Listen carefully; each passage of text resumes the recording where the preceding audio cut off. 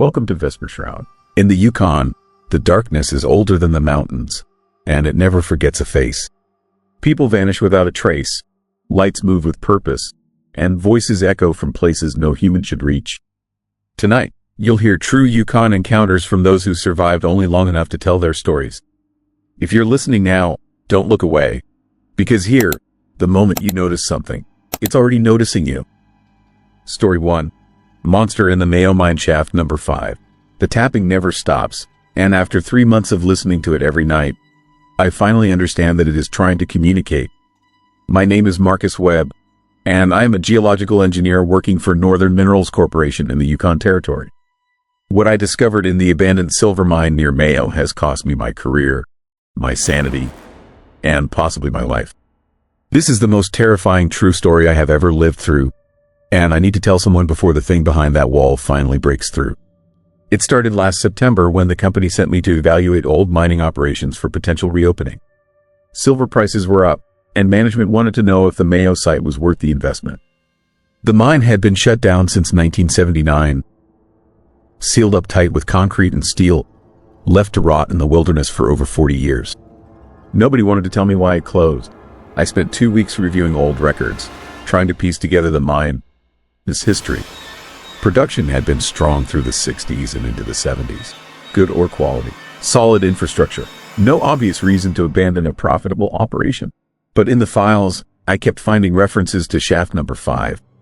Notes in margins, incident reports that had been redacted, and everywhere, the same phrase, the pit. The local office manager finally explained it to me over coffee, his hands shaking slightly as he spoke. In 1977, miners working the deepest level of Shaft 5 started reporting strange sounds. Scraping metal, heavy breathing, and growls that came from somewhere deeper than the shaft went. Men refused to work that section.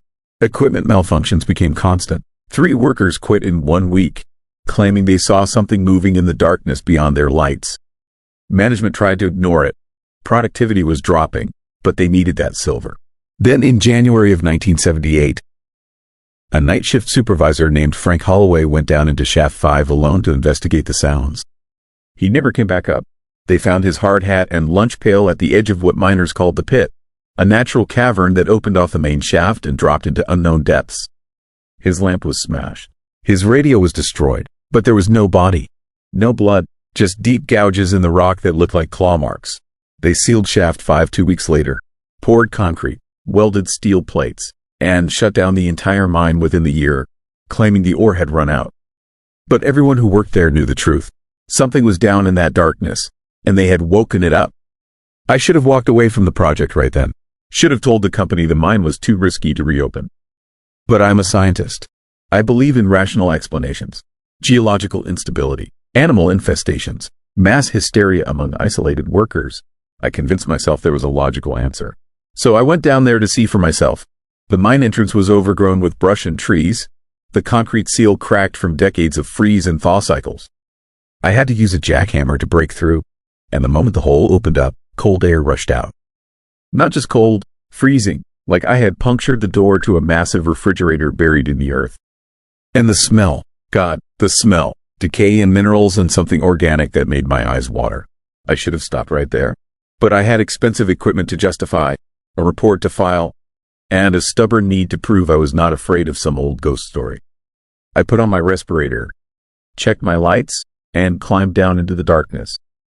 The main shaft was in better condition than I expected. The support beams were solid. The rails for the old ore carts were still intact, but everything was covered in a thin layer of frost, even though it was September and relatively warm outside.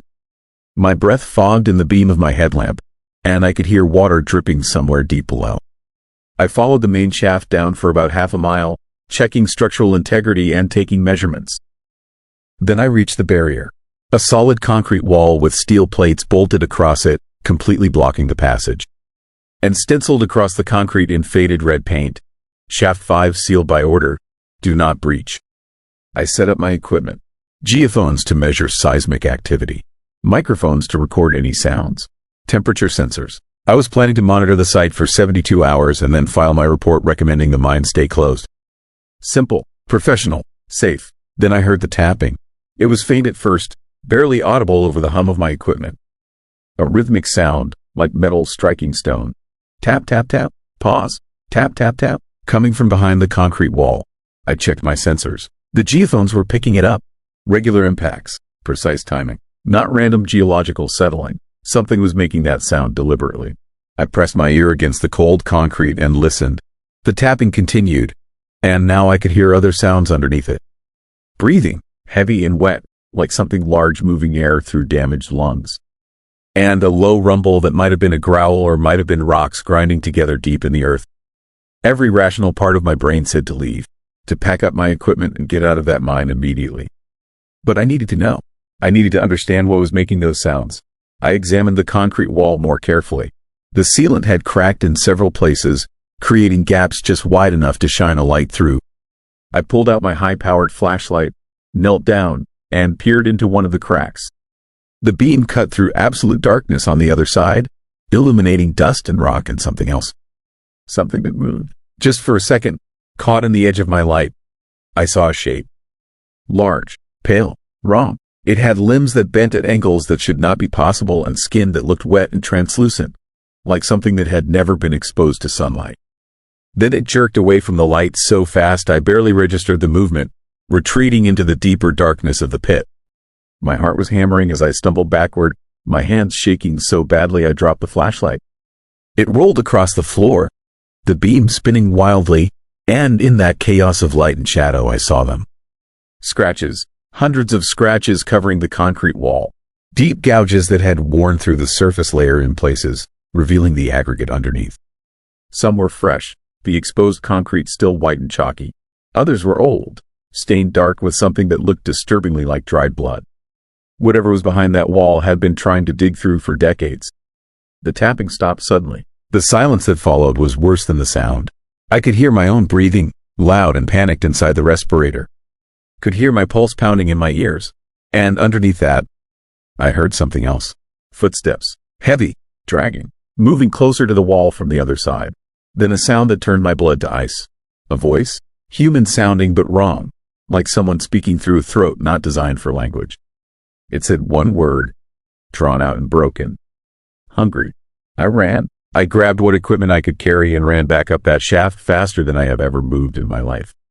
I did not stop until I was outside, gulping clean air, shaking so hard I thought I would collapse. I filed my report the next day. I recommended the mine stay permanently sealed and suggested additional reinforcement of the Shaft 5 barrier. I did not mention what I saw or heard. I knew nobody would believe me. I barely believed it myself. But the company had other ideas. Silver prices were still climbing, and they wanted that ore. They sent a crew to breach the wall 2 weeks later, overruling my recommendations. Said I was being overcautious. Said the old stories were just superstition. The crew went missing on the third day of excavation. All 5 of them vanished without a trace. The company sent in a search team. They found the equipment abandoned at the sealed wall, which had been partially demolished. The concrete was broken open, revealing a dark passage beyond. And leading into that passage were drag marks.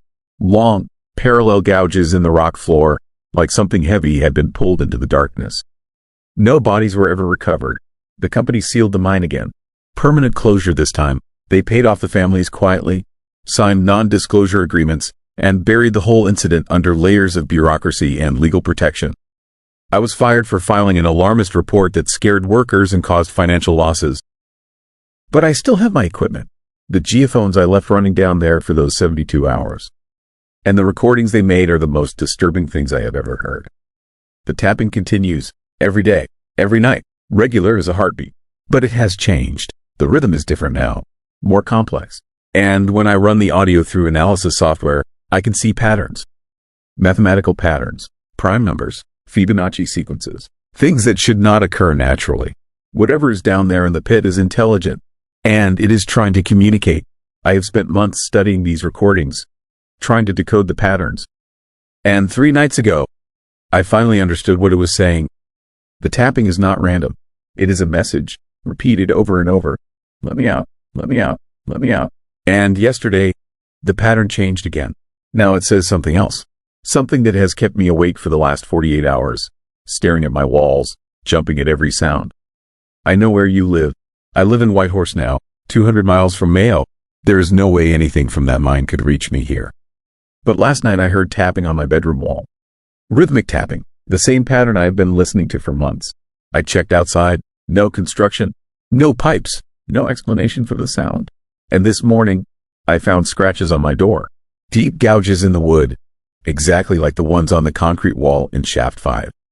I have tried to convince myself it is paranoia, stress, my mind creating patterns where none exist. But the tapping is getting louder. And last night, pressed against my bedroom wall, I heard breathing. Heavy and wet and very, very close. I went to the police. They think I am insane. I contacted the mining company. They threaten legal action if I continue making baseless claims that damage their reputation. I called geologists, cryptozoologists, anyone who might listen. Nobody believes me, so I'm writing this down as a record, as proof, because I know what is happening. I know what I woke up when I drilled through that seal. And I know it followed me home. The miners in the 70s were right. There is something down in the pit. Something old, something hungry, something that has been trapped underground for longer than humans have existed, waiting patiently in the darkness for someone stupid enough to let it out. I gave it an opening. Just a crack. Just enough to extend its awareness beyond those concrete walls. And now it knows I exist. It knows where I am. The tapping is constant now. Day and night. Getting faster. Getting more insistent. And the scratches on my walls are getting deeper. I do not think the door will hold much longer. If you are reading this, please listen. Do not go near the Mayo mine. Do not try to reopen Shaft 5. Do not disturb what is sealed behind that wall. Some things are buried for a reason. Some doors should never be opened. The tapping has stopped. The silence is worse. And I can hear something breathing on the other side of my bedroom door. Story 2. Carcross, Graveyard Shift. Polaroid. The photograph should not exist. I have stared at it for 3 months now, and every time I look at those translucent faces staring back at me from the empty lobby, I feel something watching me in return. Something that knows I saw them. Something that wants me to understand I was never supposed to leave that resort alive. And the most terrifying part is not what the camera captured at 3 in the morning. It is what happened in the 60 minutes after I took that picture. I need to tell someone about this before it drives me completely insane. Before I do something I cannot take back. My name is Michael Torres.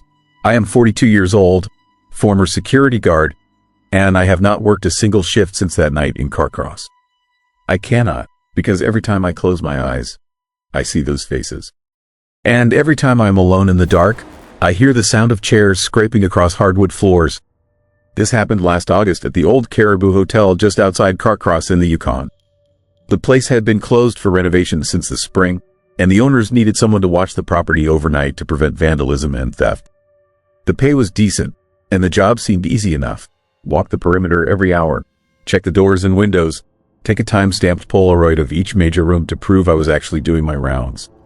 Simple, boring, the kind of night shift that lets you catch up on podcasts and get paid for basically doing nothing. I showed up for my first night at 8 in the evening. The sun was just starting to set, painting the old building in shades of orange and red. The Caribou Hotel was built in 1923 during the height of the gold rush tourism boom. 3 stories of log construction with a massive stone fireplace in the main lobby and big windows overlooking Nary's Lake. It had been a popular spot once, but decades of declining tourism had left it struggling. The renovation was supposed to bring it back to life. New wiring, new plumbing, restored period details. But standing there in the fading light, looking at those dark windows, the place felt anything but alive. The site supervisor met me at the front entrance and walked me through the layout. Most of the furniture was covered in white sheets. Construction materials were stacked in the corners. The air smelled like sawdust and old wood and something else. Something musty and stale, like a room that had been closed up too long. He showed me the route I was supposed to walk, pointed out the areas where they had been having problems with vandals, and handed me a Polaroid camera with a box of film. He explained the system. Every hour on the hour, I needed to photograph the main lobby, the second-floor hallway, and the third-floor ballroom. The camera would print the time and date on each photo automatically. It was their way of making sure the night watch was actually working and not just sleeping in their truck. I nodded along, asked a few questions about the alarm system and emergency contacts, and then he left. His truck disappeared down the gravel road, taillights fading into the gathering darkness, and I was alone. The first few hours were exactly what I expected. Quiet, uneventful. I walked the grounds with my flashlight, checked the doors, and took my photos right on schedule. 9:00 clock lobby shot showed the covered furniture and empty fireplace. 10:00 showed the same. 11:00, midnight, every photo identical. Just an empty old building slowly settling into the night. I spent the time between rounds sitting in my truck in the parking lot, listening to true crime podcasts, drinking coffee from my thermos. But around 1 a.m, things started feeling different.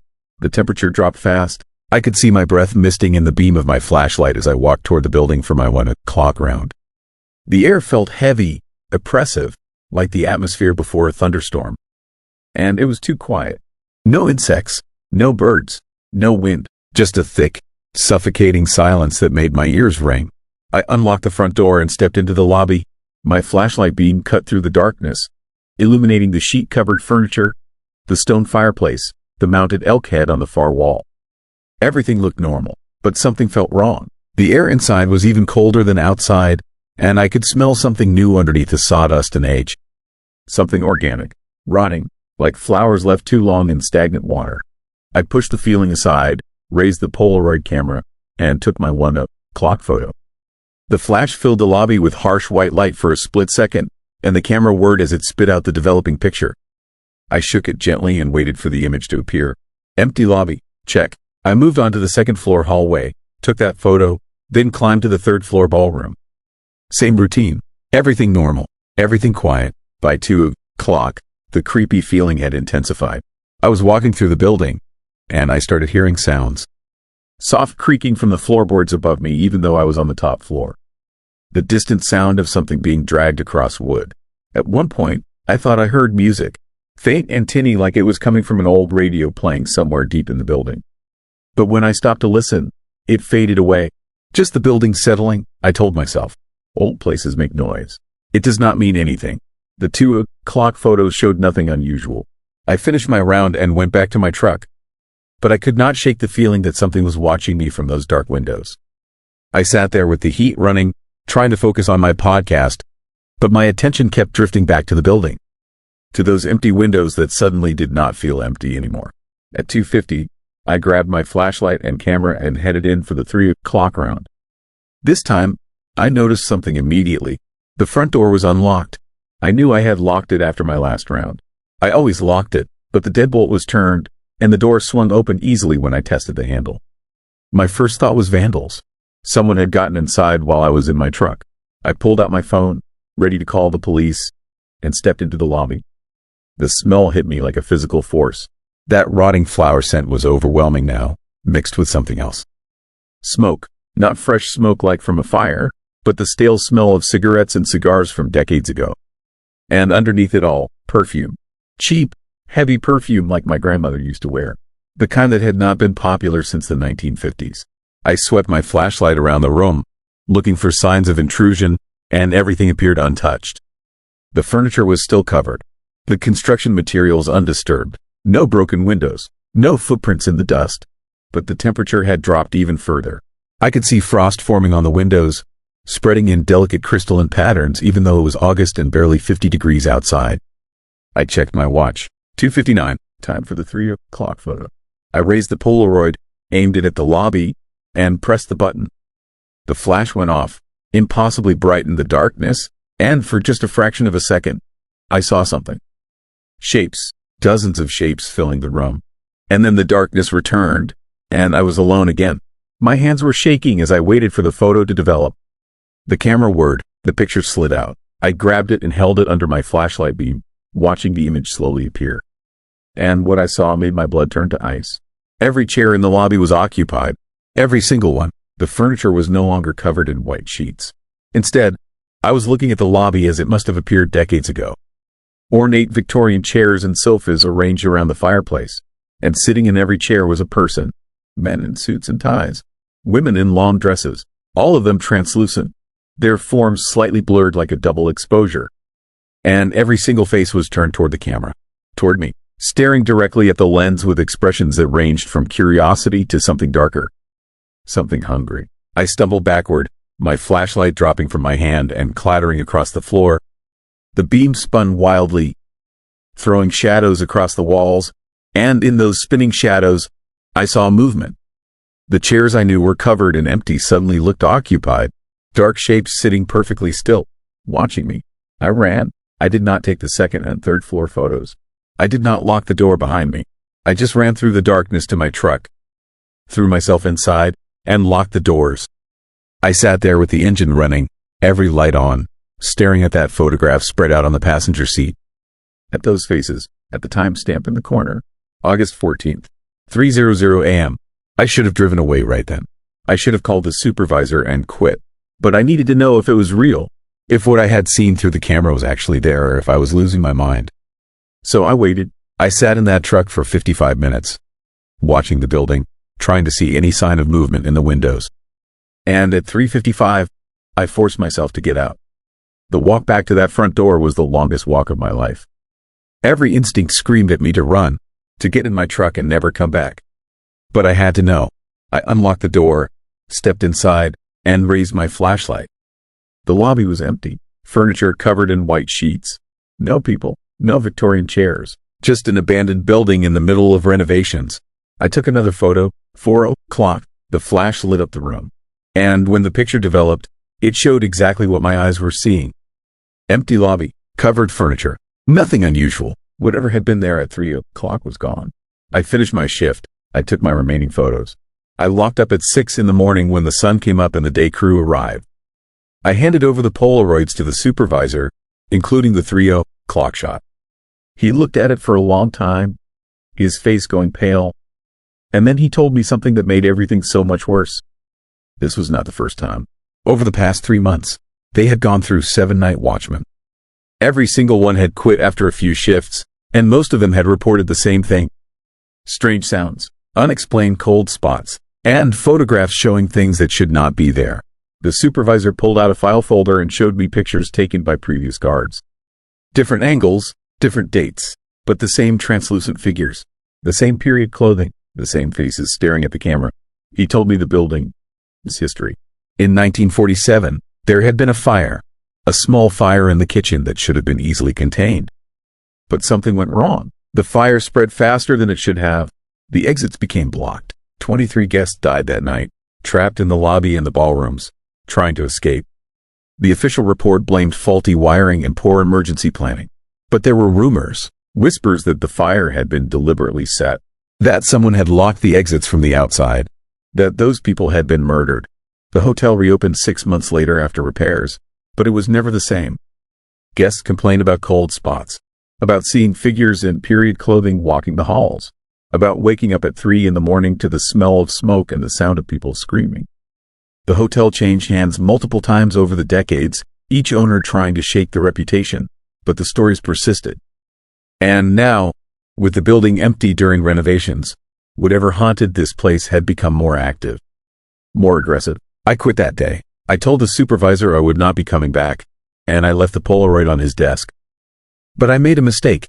Before I left, I took a photo with my phone, a picture of the Polaroid. I wanted documentation, evidence, proof that I had not imagined it. And that is when everything started going wrong. That night, I was home in my apartment, trying to process what had happened, when my phone buzzed. A notification. Someone had liked a photo I posted, except I had not posted anything. I opened my social media and saw that the picture of the Polaroid was there on my profile. Posted at 3:00 a.m. And the caption, which I did not write, said, "They see you too." The comments started coming in immediately. Friends asking if it was a Halloween joke. Strangers saying the photo was creepy. One comment made me stop breathing. It was from an account with no profile picture and no posts.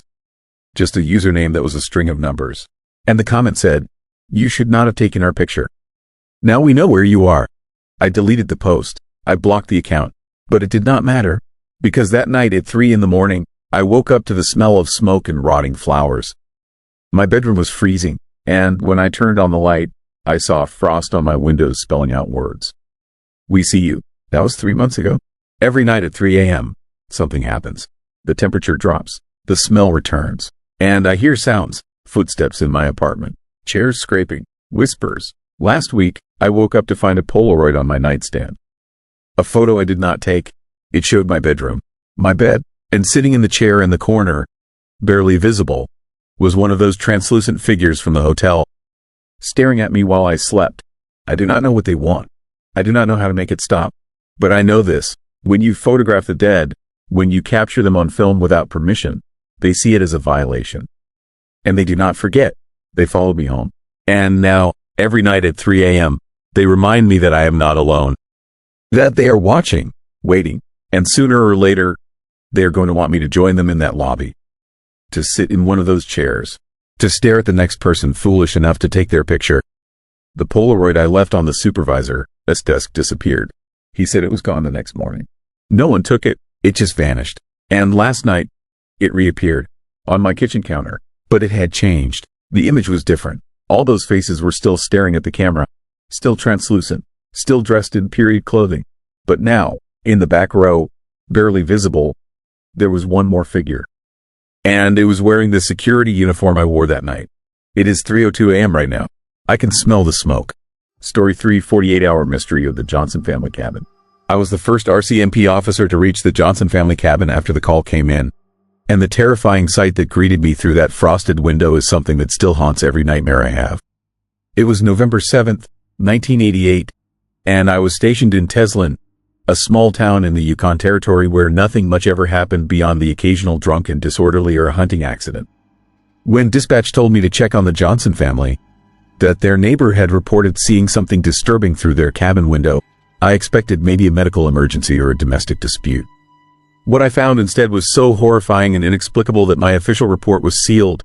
The family was quietly moved to a psychiatric facility down south, and I was strongly encouraged to never discuss what I witnessed in that isolated cabin on the shore of Teslin Lake. The Johnsons had been a normal family just 48 hours before I found them. Robert Johnson was 32, his wife Linda was 29, and their 2 kids were 7 and 5 years old. They were healthy, active people who had moved to the Yukon from Montana 3 years earlier, looking for a simpler life away from the city. Now, they were all unrecognizable, aged beyond belief, their minds shattered by something that had happened during what they kept calling the long night. The Johnson cabin sat about 5 miles outside Teslin, accessible by a dirt road that was barely maintained in winter.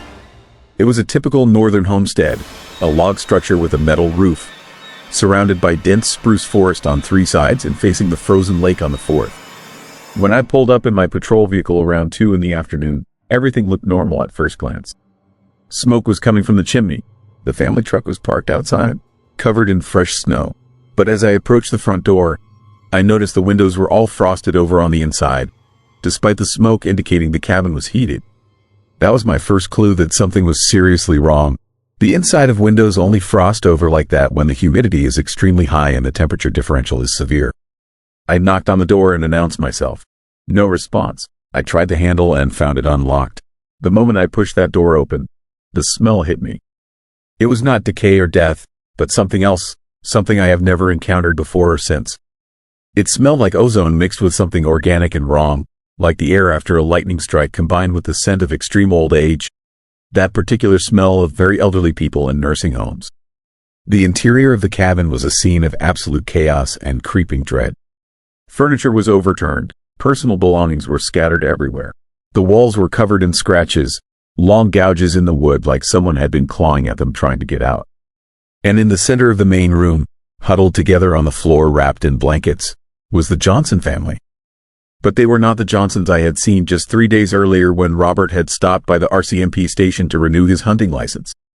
These people were ancient. Robert looked like he was in his 80s or 90s, his hair completely white, his face deeply lined and sagging with age.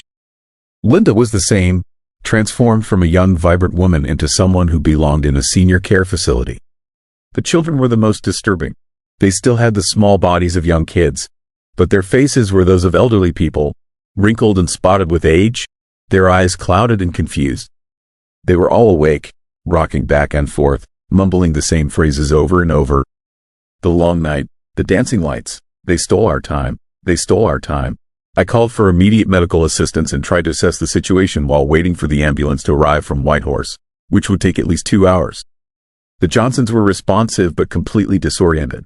Robert kept asking me what year it was, and when I told him it was 1988, he shook his head and said that was impossible, that they had been in the cabin for years, maybe decades, living through an endless night that would not end. Linda was in worse shape, nearly catatonic. staring at the ceiling and flinching every time shadows moved. The children were whimpering about the lights, about how beautiful and terrible they had been, about how the lights had come down from the sky and danced around the cabin, and every time they danced, more time disappeared. I examined the cabin more closely while keeping the family calm. The calendar on the wall showed November 5th, 2 days earlier. There was food in the process of being prepared in the kitchen, a meal that had been abandoned mid-cooking. The coffee in the pot was still liquid but had separated and gone bad. Everything indicated the family had been in the cabin for at least several days, but according to their neighbor who had seen them just 48 hours ago, they had been fine then, young and healthy and normal. The most chilling discovery was the windows. Every single window in the cabin had been covered from the inside with blankets, clothes, anything the family could find to block the view outside. But they had not been successful. The coverings had been torn down repeatedly, shredded and ripped away, and beneath them the glass was covered in handprints, dozens of them, pressed against the windows from inside like the family had been trying to push through the glass or maybe trying to keep something outside from looking in. I found Robert's journal on the table, the last entries dated November 5th and 6th. His handwriting deteriorated rapidly across just 2 pages. The first entry talked about seeing unusual northern lights that evening. Lights that were not the typical green and white curtains, but something different. Lights that seemed to have structure and purpose. Lights that moved in ways that were not natural. The second entry, written in a shaking elderly hand that barely resembled Robert's normal writing, described something I still have trouble processing. He wrote about the lights coming down to ground level, surrounding the cabin, pressing against the windows. He wrote about time moving differently, about looking at the clock and seeing hours pass in what felt like minutes, about watching his hands age in front of his eyes, about his children screaming as their bodies stayed young but their minds and faces grew old. The medical team arrived and immediately called for psychiatric support. The physical examinations were impossible to explain. The Johnsons showed all the biological markers of extreme aging. Their organs were deteriorated. Their bones showed density loss consistent with being elderly. Blood tests revealed cellular damage that matched people in their 70s and 80s. But just 48 hours earlier, they had been young and healthy. The doctors had no explanation. The family was sedated and transported to Whitehorse General Hospital, and I was left to secure the scene and try to piece together what had happened. I stayed in that cabin as darkness fell, which was probably the most terrifying mistake of my career. As the sun set around 4:30 in the afternoon, I began to understand what the Johnsons had experienced. The northern lights appeared, but these were not normal aurora borealis. They were wrong. Instead of the usual shimmering curtains high in the atmosphere, these lights seemed closer, more solid, more purposeful. They moved in patterns that were too regular to be natural, geometric shapes and spirals that pulsed with colors I have never seen before or since, colors that do not exist in normal human perception. I watched through the cabin window as the lights descended, coming down from the sky like they were searching for something. They reached ground level and began to circle the cabin, moving around the structure in a coordinated pattern that reminded me of predators surrounding prey. The temperature inside the cabin began to drop despite the fire in the stove. Frost formed on every surface. My breath came out in thick white clouds. And then I felt it, time slipping. I looked at my watch and it said 4:45. I looked away for what felt like a few seconds, looked back, and it said 6:30. An hour and 45 minutes had passed in what I would swear was less than a minute. My hands looked different, older, the skin looser and more wrinkled than it had been moments before. Panic hit me like a physical force. I understood what had happened to the Johnsons. Whatever these lights were, they were not just a visual phenomenon. They were affecting time itself, or affecting how living things experience time, accelerating aging in a localized area. I ran for the door, burst outside into the freezing night, and drove away from that cabin as fast as the snow-covered road would allow. The lights followed me for almost a mile before they suddenly shot back up into the sky and disappeared. When I reached Teslin and checked myself in the mirror, I looked older. Not decades older like the Johnsons, but I had definitely aged. New lines around my eyes, gray hairs that had not been there that morning. My watch had stopped at 6:30 and would never work again. I reported what I had experienced to my superiors and was immediately pulled from regular duty and debriefed by people who were definitely not local RCMP. Government types from Ottawa, maybe military, asking detailed questions about the lights and the time distortion and what the Johnsons had said. They confiscated my notes, my report, even my broken watch. They told me the incident was being classified as a medical anomaly, possibly caused by contaminated food or water affecting the family's perception and mental state. The aging was dismissed as a combination of stress and lighting effects, making them appear older than they were. I was told that discussing the case with anyone would result in the loss of my job and potential criminal charges for spreading panic. The Johnsons were moved to a secure psychiatric facility, and as far as I know, they remained there until they died, which was not long. Robert passed away within 6 months, his body completely giving out despite being technically only 32 years old. Linda followed a year later. The children lived longer but were never the same, trapped in young bodies with the minds of elderly people suffering from advanced dementia. I left the RCMP 2 years after the incident. I could not do the job anymore, could not pretend that the world made sense, that there were not things out there in the northern darkness that could reach down and steal your time, your life, your future, all in the span of a single terrifying night. I have spent the last 35 years researching similar incidents, and they exist if you know where to look. Unexplained aging, time distortions, missing time associated with unusual light phenomena. The northern lights are not always what they appear to be. Most of the time they are just a natural atmospheric effect, beautiful and harmless. But sometimes, something else uses them as camouflage, something that sees time differently than we do, something that can manipulate it in ways our science cannot explain. The indigenous people of the North have stories about spirits in the lights, about sky dancers who could make people live an entire lifetime in a single night. I used to think those were just myths. Now I know they were warnings based on real encounters going back centuries or longer. The Johnson family cabin still stands on the shore of Teslin Lake. Nobody will live there. The property has changed hands several times, but every owner abandons it quickly, reporting strange experiences, unusual lights, and the feeling of time moving wrong when they are inside.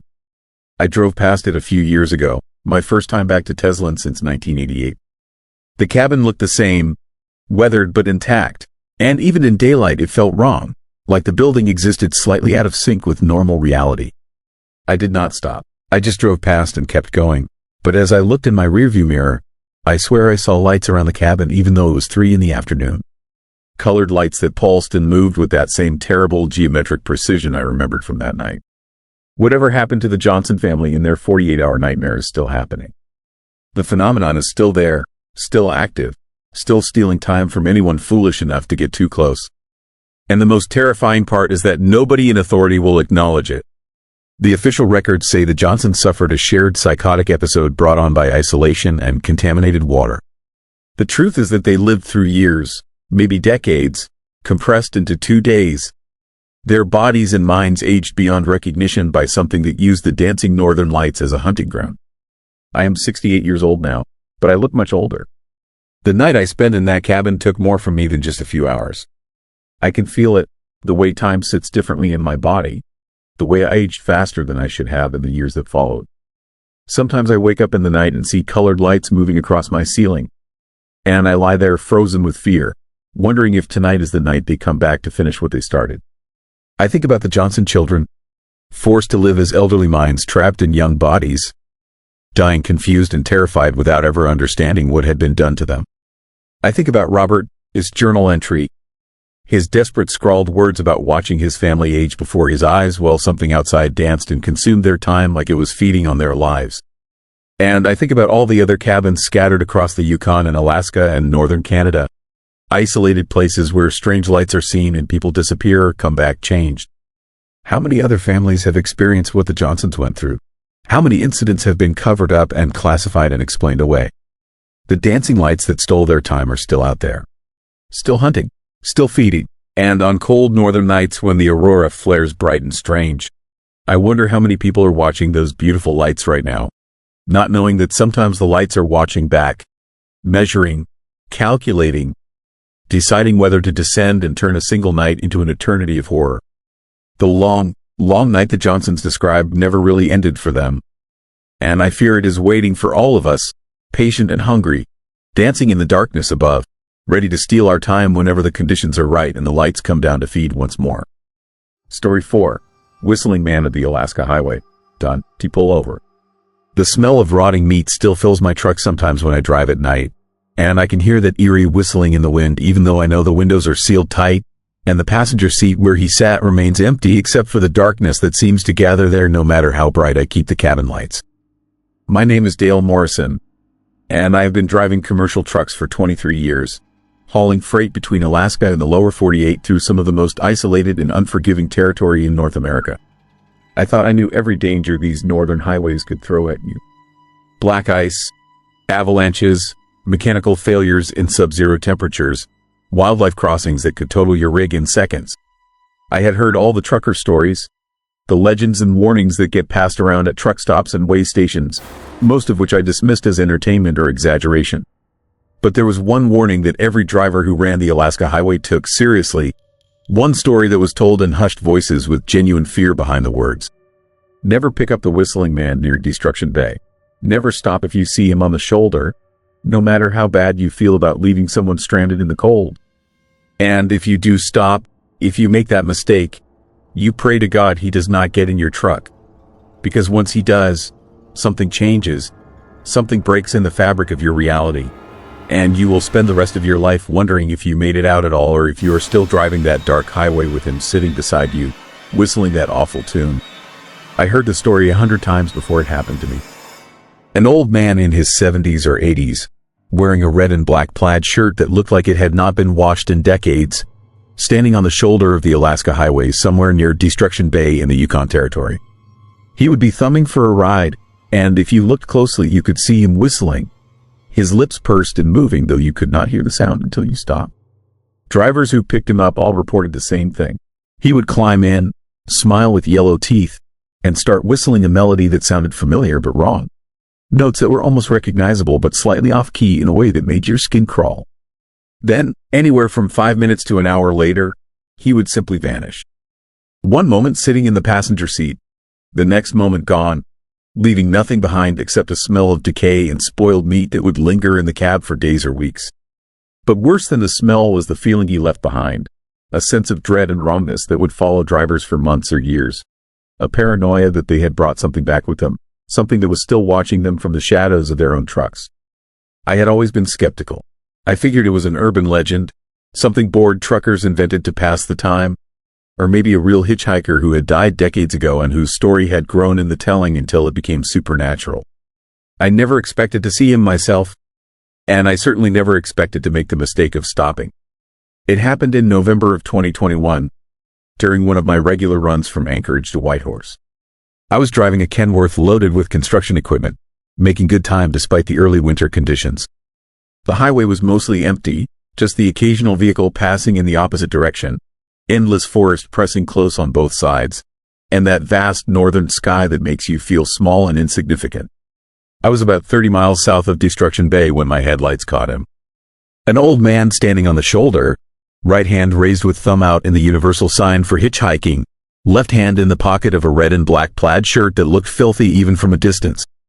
I saw him from maybe 200 yards away, and my first thought was that I should keep driving, that stopping for hitchhikers on this stretch was a bad idea for a dozen practical reasons. But as I got closer, I could see he looked genuinely old and frail, and the temperature outside was dropping fast, already well below zero. Leaving someone that age stranded in these conditions felt like leaving them to die. So I made the decision that would change everything. I started slowing down, air brakes hissing, pulling onto the shoulder about 50 yards ahead of where he stood. Through my side mirror, I watched him walk toward the truck, moving with a shuffling gait that suggested arthritis or injury. He was whistling. I could not hear it yet over the rumble of my engine, but I could see his lips moving, pursed in that distinctive way, and something about it made my stomach tighten with unease.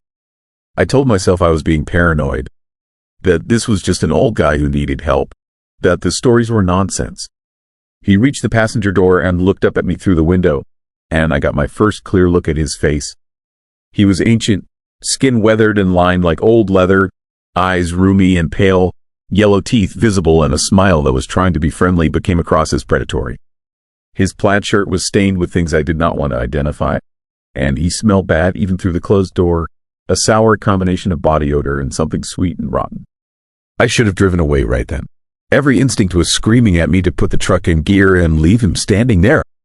But I had already stopped, and he was looking at me with an expression that was expectant and knowing, like he understood exactly what I was thinking and found it amusing. I reached over and opened the passenger door, and he climbed in with surprising agility for someone who had looked so frail on the roadside. The smell hit me immediately, overwhelming the cab despite my ventilation system running at full blast. It was the stench of decay, of meat left to rot in the sun, mixed with something chemical and wrong that made my eyes water and my throat close up. He settled into the passenger seat, still smiling with those yellow teeth, and started whistling. The sound was worse than the smell. It was a melody I almost recognized, something that tickled at the edges of my memory but refused to resolve into anything familiar. The notes were slightly flat, the rhythm irregular, and hearing it made me feel physically ill, a nausea that started in my gut and spread through my chest and into my head. I asked him where he was heading, trying to break the silence with normal conversation, but he just kept whistling, looking straight ahead through the windshield as I put the truck back in gear and pulled onto the highway. We drove for maybe 10 minutes, and during that time the whistling never stopped. It filled the cab, seemed to come from everywhere at once, and I found myself unable to think clearly, my thoughts fragmenting and scattering whenever I tried to focus on anything. The highway ahead looked different somehow, the headlights not penetrating as far into the darkness, the forest pressing closer on both sides, the road narrowing even though I knew that was impossible. I glanced over at him several times, and each time I did, something seemed slightly wrong. His position had shifted even though I had not seen him move. His smile had gotten wider, showing more of those yellow teeth. His eyes had gotten darker, pupils expanding until there was almost no white visible. And the smell was getting worse, thick and cloying, making it hard to breathe. I tried opening my window, desperate for fresh air, but the handle would not budge, frozen in place as if the mechanism had seized. I tried the driver's door, thinking I would pull over and physically remove him from my truck, but the door would not open either. I was trapped in the cab with this thing that looked like an old man but was clearly something else, something that had been waiting on that highway for someone stupid enough to stop. The whistling changed, got louder and more insistent, and I realized he was no longer just making random sounds. He was whistling words, a song with lyrics I could almost understand, something about the highway and the darkness and things that wait in the cold for travelers who show mercy when they should keep driving. The meaning hovered just beyond my comprehension, but I understood enough to know it was a warning, or maybe a taunt, or maybe just an explanation of what was about to happen to me. I looked over at the passenger seat again, and he was gone. Just vanished, like he had never been there at all. The seat was empty, the door still closed and locked, no indication that anyone had climbed out or disappeared. But the smell remained, stronger than ever, and the whistling continued, coming now from the darkness behind me, from the sleeper cab that I knew was empty but that suddenly felt occupied by something massive and malevolent. I pulled over immediately, not caring about protocol or safety, just slamming on the brakes and bringing the truck to a shuddering stop on the shoulder. I threw open the driver's door, which now opened easily, and jumped out onto the frozen ground, desperate to get away from that cab and whatever was still in there whistling in the darkness. The night air was brutally cold, painful to breathe, but it felt clean and real after the fetid atmosphere inside the truck. I stood on the shoulder, shaking, watching my truck with its running lights still on and its engine idling, waiting to see if something would emerge from the cab or if the whistling would stop. It did not stop. Even standing outside with the door open, I could hear it clearly, that awful off-key melody drifting out into the night. And I could see movement inside the truck, shadows shifting in the sleeper cab, something large pulling itself forward toward the driver's seat. I ran. I left the truck sitting there with the engine running and my entire load of cargo and all my personal belongings, and I ran south along the highway, feet slipping on ice, lungs burning from the cold, running until my legs gave out and I collapsed on the frozen asphalt 3 miles from where I had abandoned my rig. A Royal Canadian Mounted Police officer found me 2 hours later, hypothermic and incoherent, babbling about the whistling man and the smell and the shadows in my truck. He drove me back to where I had left the Kenworth, and we found it exactly as I had abandoned it, engine still running, driver's door still open. The officer searched the cab thoroughly, checked the sleeper, examined every inch of the interior. He found nothing unusual, no sign that anyone had been in the truck except me, no evidence of the rot smell I insisted was overwhelming. But he did find something that made him pause and look at me with an expression I could not quite read.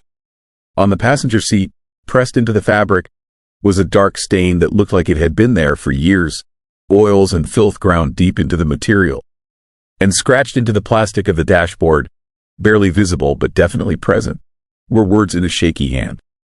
"Do not stop. Do not help. Keep driving." The officer asked if I had scratched those words into my own dashboard.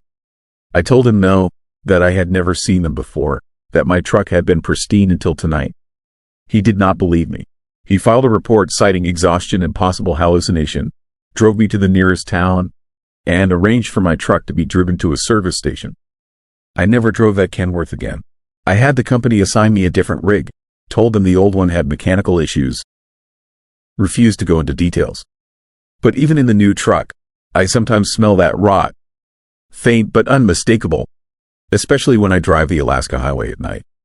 And I hear the whistling, so quiet it might be wind but rhythmic in a way wind never is, coming from the passenger seat that I now keep loaded with equipment and supplies so nobody and nothing can sit there. Other drivers have reported similar experiences. A trucker named Henderson picked up the whistling man in 2019 and found all his food spoiled when he finally stopped. Meat and produce rotted to sludge despite being fresh hours earlier. A woman named Sarah Chen stopped for him in 2020 and reported her truck's interior temperature dropping to below freezing even with the heater running full blast, ice forming on the inside of the windows while he sat beside her whistling. A driver from Montana picked him up in 2022 and had a complete psychological breakdown, was found wandering the highway 3 days later with no memory of what happened but covered in scratches that looked self-inflicted. The legends say he died on that highway in the 1960s, an old trapper who froze to death trying to hitchhike to Whitehorse after his truck broke down. They say his last thoughts were bitter rage at all the vehicles that passed him without stopping, all the drivers who saw him and kept going, leaving him to die alone in the cold. Now he waits on that same stretch of highway, and when someone finally shows mercy, when someone stops to help, he punishes them for the kindness that came too late to save him. I do not know if that story is true. I do not know what the whistling man really is or why he appears on that highway or what he wants from the drivers who pick him up. All I know is that he is real, that he got into my truck and left something behind that I cannot wash out or escape, and that sometimes when I look in my rearview mirror late at night I see him sitting in the back of my cab, smiling with those yellow teeth and whistling that horrible melody. The warning is real. If you drive the Alaska Highway near Destruction Bay and you see an old man in a plaid shirt thumbing for a ride, keep driving. Do not slow down. Do not make eye contact. Do not feel guilty about leaving him there in the cold. Because the cold cannot hurt him anymore, but he can hurt you, can leave you marked and changed and haunted by something that should not exist but does, something that waits in the darkness between towns for the next driver compassionate enough or foolish enough to stop. I learned that lesson the hard way, and now I drive past hitchhikers without a second glance, my foot steady on the accelerator, my eyes fixed on the road ahead. Because I know what can happen when you show mercy to the wrong thing on the wrong highway, and I know that some debts get paid in ways that never end, that echo through the years like whistling in the darkness, a sound that means something terrible is sitting beside you and you did not even notice it climbing in. Story 5. Diatlop Pass of Canada. The Tungsten Hikers Incident. The tent was ripped open from the inside, and what I found scattered across that frozen mountain has given me nightmares for 52 years. My name is Robert Mackenzie, and I was a Royal Canadian Mounted Police officer stationed near the Tungsten mining region of the Northwest Territories in 1972. What I witnessed during the recovery operation for 6 missing hikers was the most terrifying and disturbing experience of my life, and the official investigation was shut down so fast it made my head spin. This is my true story, the real account of what we found up there, and why I believe the case should never have been closed. It started on March 7th, 1972, when the mining company reported that a group of experienced hikers had failed to return from a weekend expedition in the mountains northeast of the Tungsten operation. 6 people, all adults, all familiar with winter camping in extreme conditions. They had registered their route with the mine office and were expected back on March 5th. When they did not show up and radio contact failed, the company asked us to investigate. I was 31 years old then, fit and confident, thinking I had seen everything the wilderness could throw at me. I had recovered bodies before, dealt with exposure deaths, avalanche victims, mining accidents, but nothing prepared me for what we found on that mountain. We assembled a search party of 8 men and headed out on March 8th. The weather was brutal, temperatures hovering around -30 Celsius, wind cutting through every layer of clothing. The hikers had planned to summit a peak the locals called Raven Mountain, an isolated ridge about 15 miles from the mine. It took us 2 days of hard hiking to reach their last known position. We found the tent on the third day. It was set up on the slope below the summit, partially buried in snow. But something was immediately wrong. The tent had been cut open, not torn by wind or damaged by animals. Cut from the inside, long, deliberate slashes through the canvas, as if the people inside had been desperate to escape. And leading away from the tent, down the slope into the dark forest below, were tracks. Barefoot tracks, in -30-degree weather. I felt my stomach drop as I examined the scene. These were experienced people. They knew you did not abandon your shelter in a blizzard. You did not run barefoot into the wilderness unless something absolutely terrifying had forced you out. But there were no signs of an avalanche, no evidence of an animal attack, just those slashed canvas walls and footprints leading into the trees. We found the first body about 300 yards from the tent. It was Michael Patterson, the group leader, a mining engineer who had climbed all over the Yukon and Northwest Territories. He was wearing only thermal underwear and one boot. His skin was blue-gray from hypothermia. But when we examined him more closely, we found something that made no sense. His chest was crushed, massive internal trauma, like he had been hit by a vehicle or fallen from a great height. But there was no external bruising, no broken bones, just catastrophic internal damage that should have been impossible without visible signs. The medical examiner would later say it looked like he had been subjected to extreme pressure, as if something had squeezed him from all sides simultaneously. We found 2 more bodies near the tree line. Sarah Chen and David Wolf, both in their 30s, both experienced outdoors people. They were even less dressed than Patterson, and they showed the same strange injuries. Crushed organs, internal hemorrhaging, but no external wounds. Sarah's hands were torn and bloody, and we found her skin and tissue under her fingernails. She had been clawing at something, fighting desperately, but there was nothing around her body, just snow and trees and frozen ground. The team was spooked now. Hardened men who had seen death before were pale and shaking, glancing nervously at the dark forest around us. The sun was setting, and none of us wanted to be on that mountain after dark. But we had to find the other 3 hikers. We discovered them the next morning in a ravine about half a mile from the tent. Jennifer Morrison, Thomas Bright, and Lisa Tran. They had made it further than the others, and they had tried to build a fire. We found burned branches and melted snow, but something had stopped them before they could get warm. The bodies were arranged in a way that still haunts me. They were lying in a perfect triangle, their arms extended toward each other, fingertips almost touching, like they had been positioned deliberately, and their faces, God help me, their faces were frozen in expressions of absolute terror. Jennifer was missing her eyes, both of them, removed cleanly, leaving empty sockets that stared at nothing. Thomas was missing his tongue. Lisa had massive head trauma. Her skull fractured in multiple places, but again, no external signs of impact. And all 3 of them showed that same impossible internal damage. Organs crushed, blood vessels burst, like they had been subjected to enormous pressure from something we could not see or understand. I had been a police officer for 9 years at that point. I had investigated murders, accidents, suicides. I knew what violence looked like, but this was something else, something that defied every rational explanation. We photographed everything, collected evidence, documented the scene with meticulous care, and when we radioed our findings back to headquarters, we were told to pack up immediately and return to base. The investigation was being transferred to federal authorities.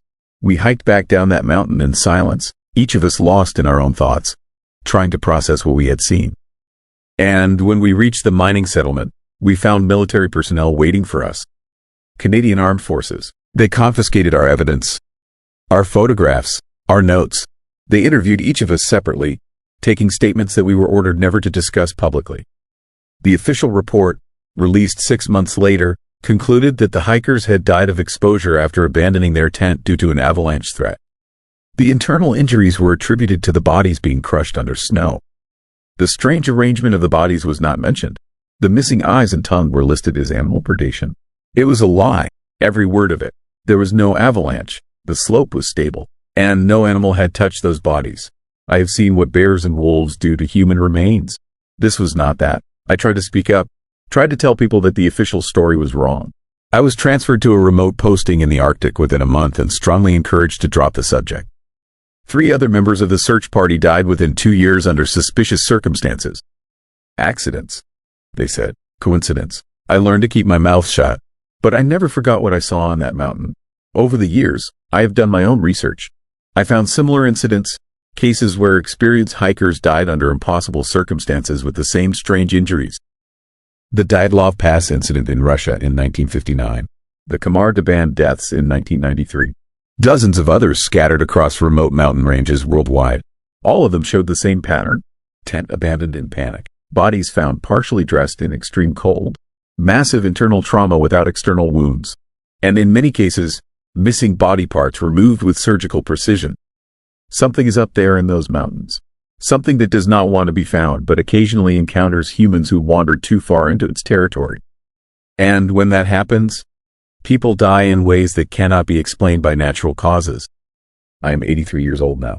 My career is long over. The non-disclosure agreements I signed have expired, and frankly, I do not care anymore about the consequences of speaking out. The families of those 6 hikers deserve to know the truth, even if that truth is terrifying and incomplete. Because I did not tell you everything about what we found up there. On the last day, before the military arrived, I went back to the tent alone. I needed to see it again, to make sure I had not imagined the details. And inside the tent, buried under sleeping bags and scattered supplies, I found something the others had missed. A camera. Michael Patterson's camera, still in its protective case. I took it, I hid it under my coat and said nothing. It was the only evidence that was not confiscated, and I have kept it secret for 52 years. I had the film developed privately, years later when I thought it was safe. Most of the photographs were normal. Scenery shots, group pictures, the usual documentation of a hiking trip. But the last 3 photographs were different. The first showed the view from inside the tent at night. The camera was pointed at the tent entrance, and in the darkness beyond, there were lights.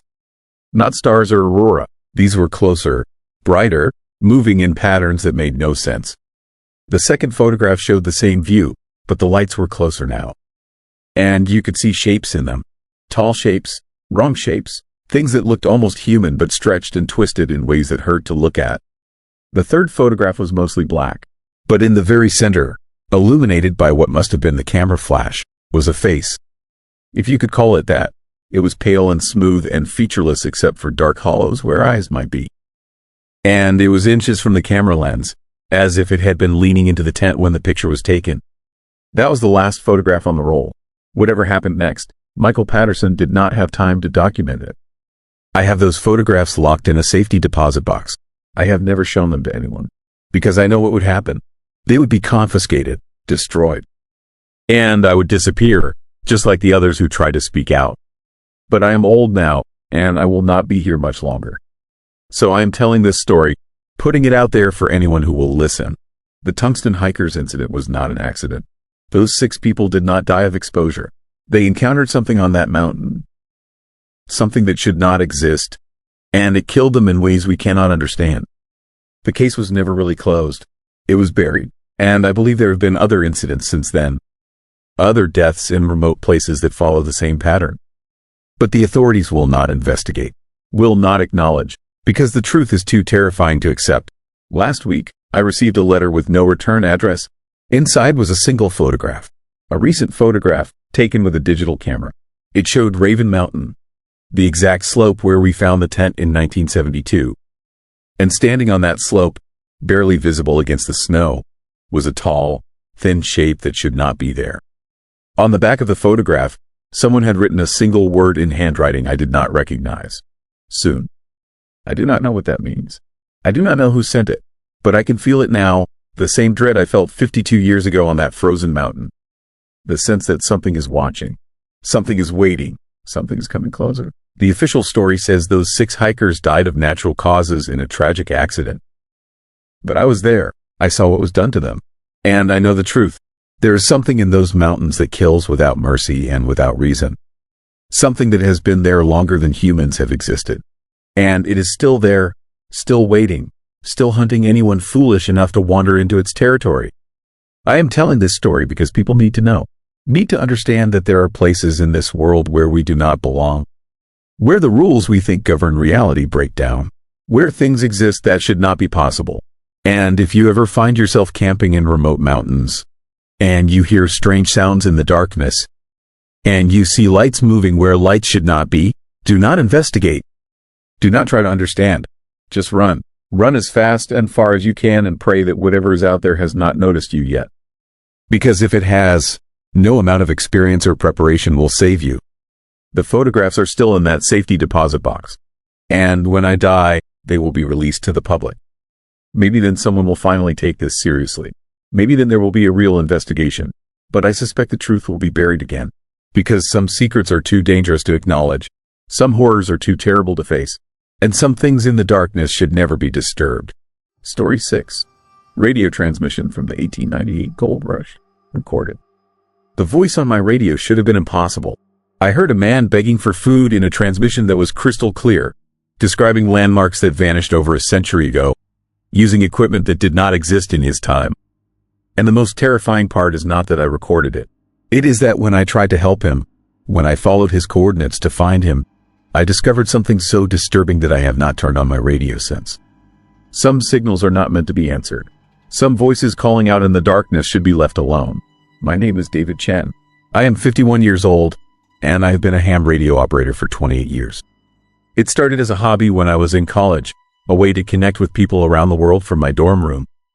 Over the decades, it became something more, an obsession maybe. I love the idea that at any moment, you can tune into a frequency and hear someone's voice from thousands of miles away. A truck driver in Montana, a fisherman in Alaska, a researcher in Antarctica. The radio connects us all in ways the internet never could. I live in Whitehorse in the Yukon territory.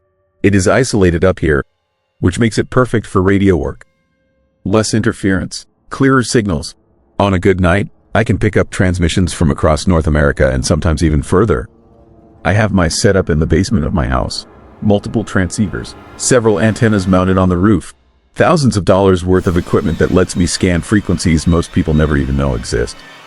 This happened in October of 1999. I remember the date exactly because it was 3 weeks before the millennium bug paranoia hit its peak, and everyone was worried about computer systems crashing when the year changed to 2000. I had been scanning the shortwave bands that evening, listening to the usual mix of amateur operators, weather reports, and the occasional numbers station. It was around 11 at night, and I was about to call it quits when I heard something strange on a frequency I rarely monitored. Static at first, heavy interference like atmospheric noise, but underneath it, I could hear a voice. Faint and distorted, but definitely human. I adjusted my tuning, trying to clear up the signal, and suddenly it came through with perfect clarity. A man's voice, desperate, exhausted, speaking with an accent I could not quite place. Maybe Scottish or Irish, and what he was saying made no sense at all. He was asking for help, begging for food. He said he had not eaten in 6 days and that his partner had died 3 weeks earlier from exposure. He gave coordinates using old surveying terminology that I barely recognized. Township markers and claim numbers instead of modern GPS. And he kept mentioning a place called Skookum Hill. He said his claim was 2 miles northeast of Skookum Hill near a creek that ran red with mineral deposits. I grabbed my notebook and started writing everything down. The rational part of my brain was telling me this had to be some kind of joke. Maybe a historical reenactment broadcast. Or someone playing audio from an old recording. But the signal quality was wrong for that. It was too clear, too immediate, and there was something in the man's voice. Real fear, real desperation, the kind you cannot fake. I keyed my microphone and responded. Identified myself with my call sign and asked for his position. There was no answer, just his voice continuing with the same message, repeating the coordinates, describing the landmarks, pleading for anyone who could hear him to send help. And then, right in the middle of a sentence, the transmission cut off. Not faded, not deteriorated into static, just stopped, like someone had flipped a switch. I sat there in my basement, staring at my equipment, my heart pounding. I rewound the tape I had been using to record the evening's transmissions and played it back. The voice was there, clear as day, every word preserved. I listened to it 3 times, writing down every detail. And then I did what any ham operator would do. I tried to figure out where the signal had come from. The problem was that nothing made sense. The frequency he was broadcasting on was in a range typically used for maritime communications. But we were hundreds of miles from any ocean. The signal strength suggested he was close, maybe within 50 miles, but my directional antenna could not get a proper bearing. It was like the signal was coming from everywhere and nowhere at the same time. And then there was the content of the message. Skookum Hill. I had lived in the Yukon for 15 years, and I had never heard of any place called Skookum Hill.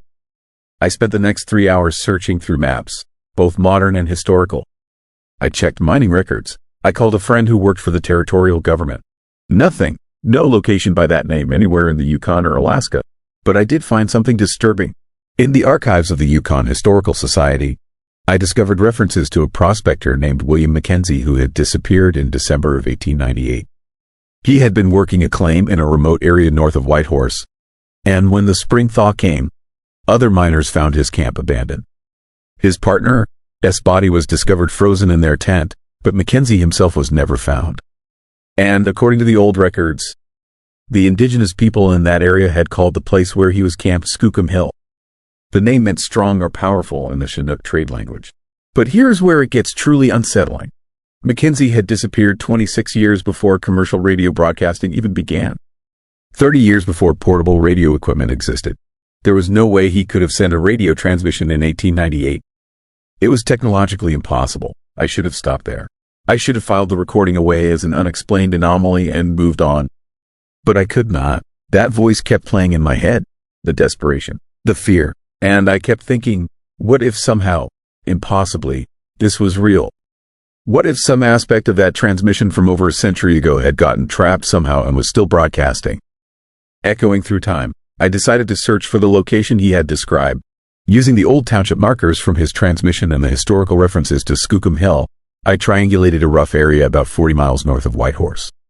It was remote, accessible only by snowmobile in winter or helicopter in summer, but it was fall, and the ground was frozen enough for a vehicle.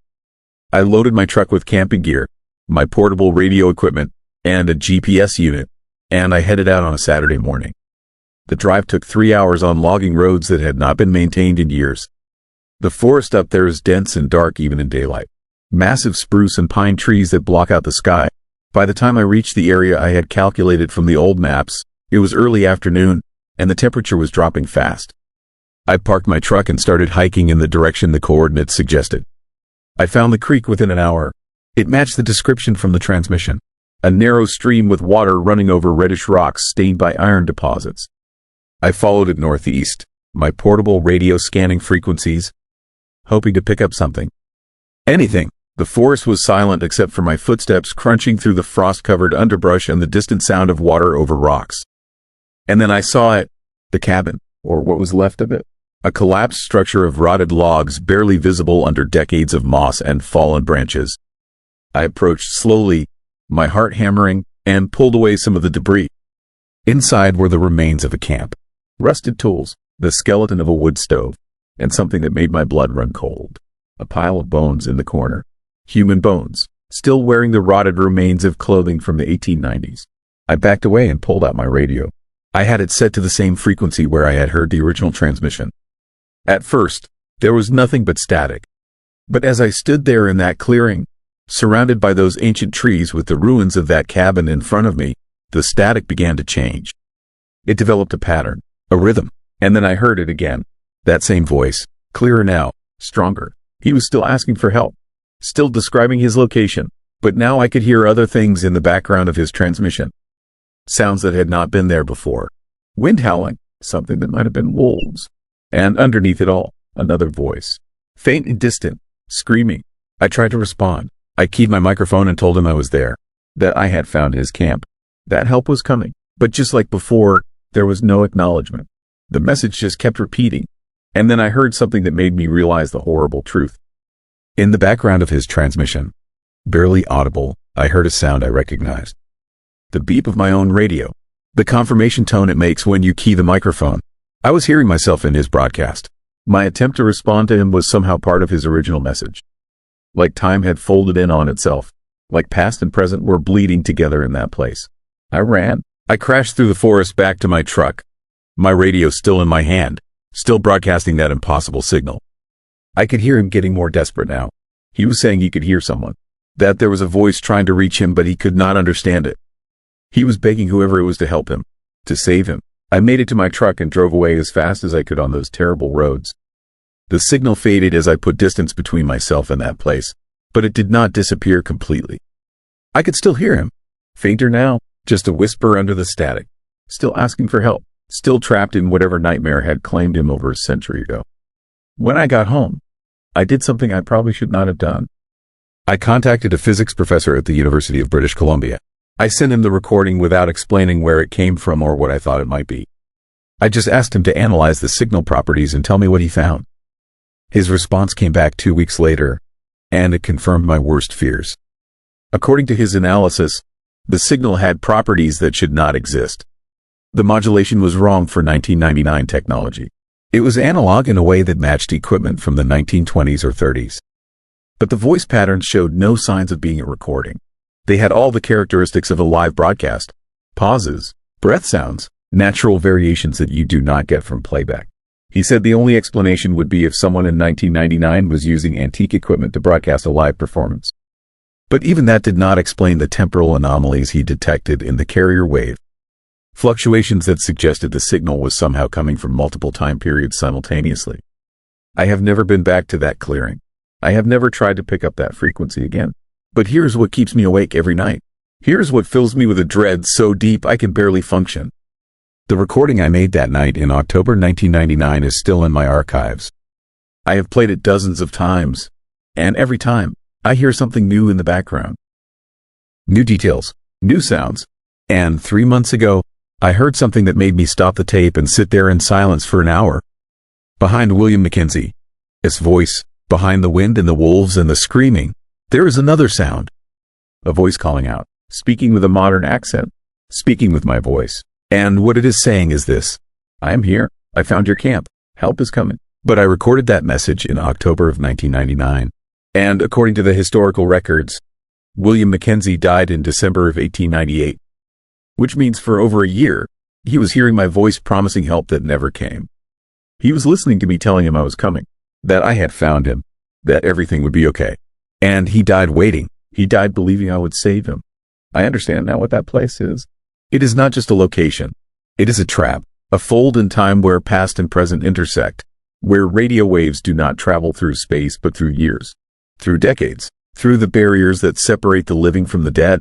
And once you broadcast into that place, once you send your voice into that darkness, it becomes part of the loop, part of the eternal message that plays over and over.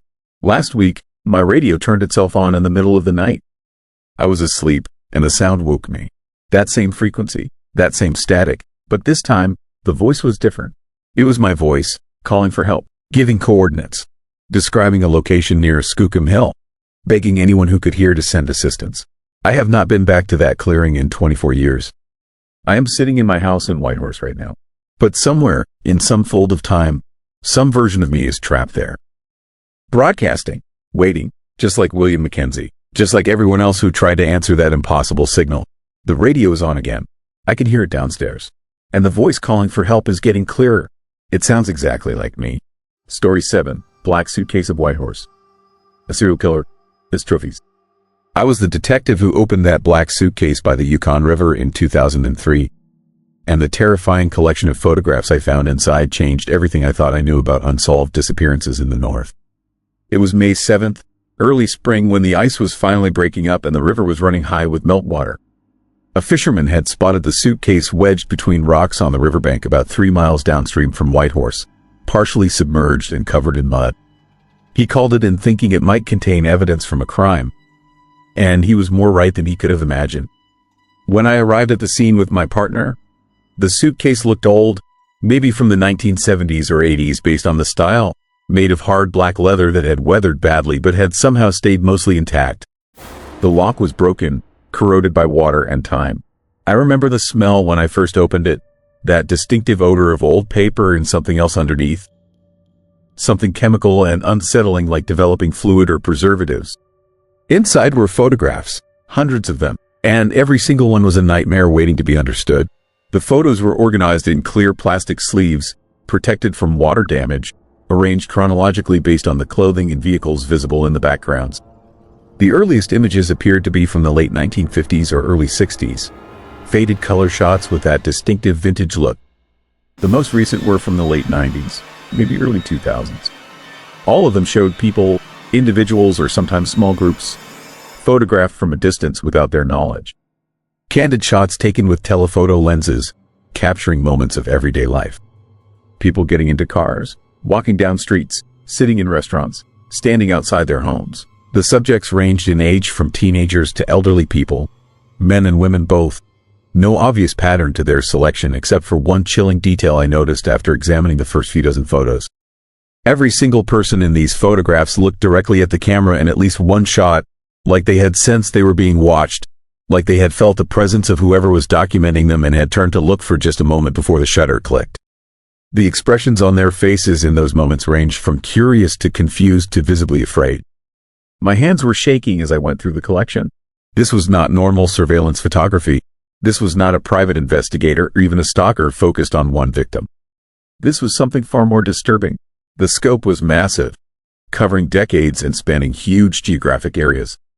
I recognized locations from British Columbia, Alberta, the Yukon, and Alaska. Small towns and big cities, remote highways and urban centers.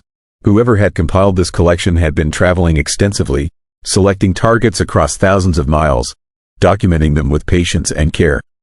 And at the bottom of the suitcase, written in faded black ink on the fabric lining, was a single word that made my blood run cold.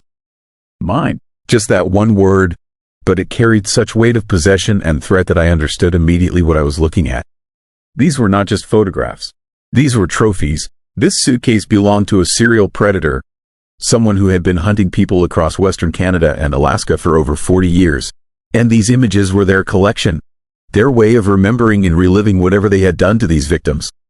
We immediately began the process of trying to identify the people in the photographs. This was 2003, before social media made finding people easy, before facial recognition software was widely available. We had to do it the old-fashioned way, cross-referencing the photos with missing persons reports, showing the images to local police departments, running them in newspapers asking for public help with identification. The results were horrifying. Out of the hundreds of photographs, we were able to positively identify 68 individuals. Of those 68, 41 were listed as missing persons in cases spanning from 1962 to 1999. The cases were spread across 4 provinces and territories in 2 states, disconnected incidents that had never been linked because they occurred in different jurisdictions in different time periods. But now, looking at this collection, a pattern emerged. These people had not simply vanished.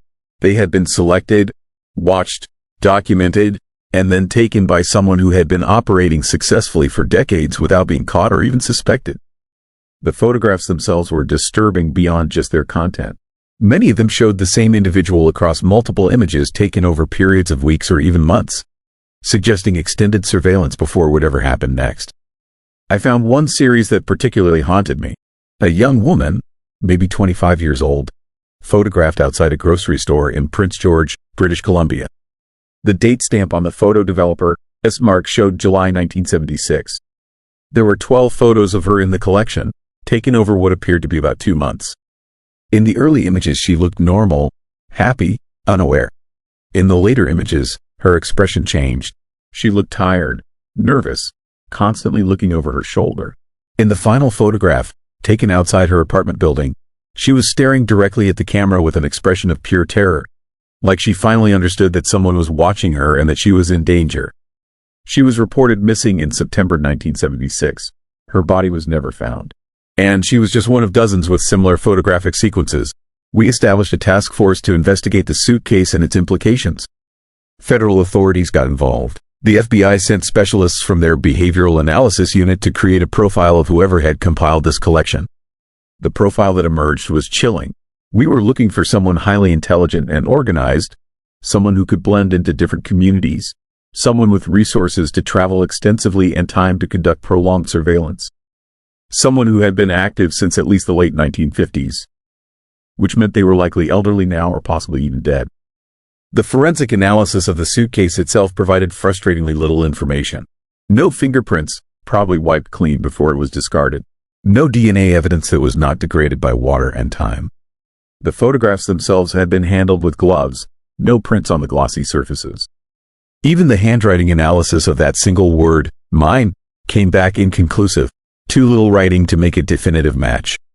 Whoever had owned this suitcase had been careful, methodical, almost forensically aware long before modern crime scene investigation techniques became standard. The most disturbing discovery came when we started interviewing family members of the identified victims. Several of them reported that in the days or weeks before their loved ones disappeared, the victims had complained about feeling watched, about seeing the same person or vehicle in different locations, about receiving strange phone calls where nobody spoke but they could hear breathing on the other end. One woman whose sister disappeared in 1984 told us that her sister had found a photograph slipped under her windshield wiper about a week before she vanished. It was a picture of her own house, taken from across the street, with her clearly visible in the window. She had reported it to police, but nothing came of it because there was no direct threat and stalking laws were not what they are today. That photograph was almost certainly taken by the same person who compiled the suitcase collection. It was part of the game, part of the psychological torture. Letting the victims know they were being watched, letting the fear build, and then striking when the terror had peaked. We hit dead ends everywhere we looked. The investigation consumed months and then years. We identified more victims, connected more disappearances, built a case file that documented what was probably one of the most prolific serial killers in North American history. But we could not find the killer. We could not even narrow down a suspect list. The few witnesses who remembered seeing suspicious people or vehicles around the time of the disappearances gave descriptions that were vague and contradictory. A man in his 30s or 40s or 50s, average height or tall or short, driving a sedan or a truck or a van. The killer was a ghost, someone who could be anyone, who could be watching from any crowd and never stand out. The task force eventually scaled back as leads dried up. The suitcase and its contents were logged into evidence. The case files remained open but inactive.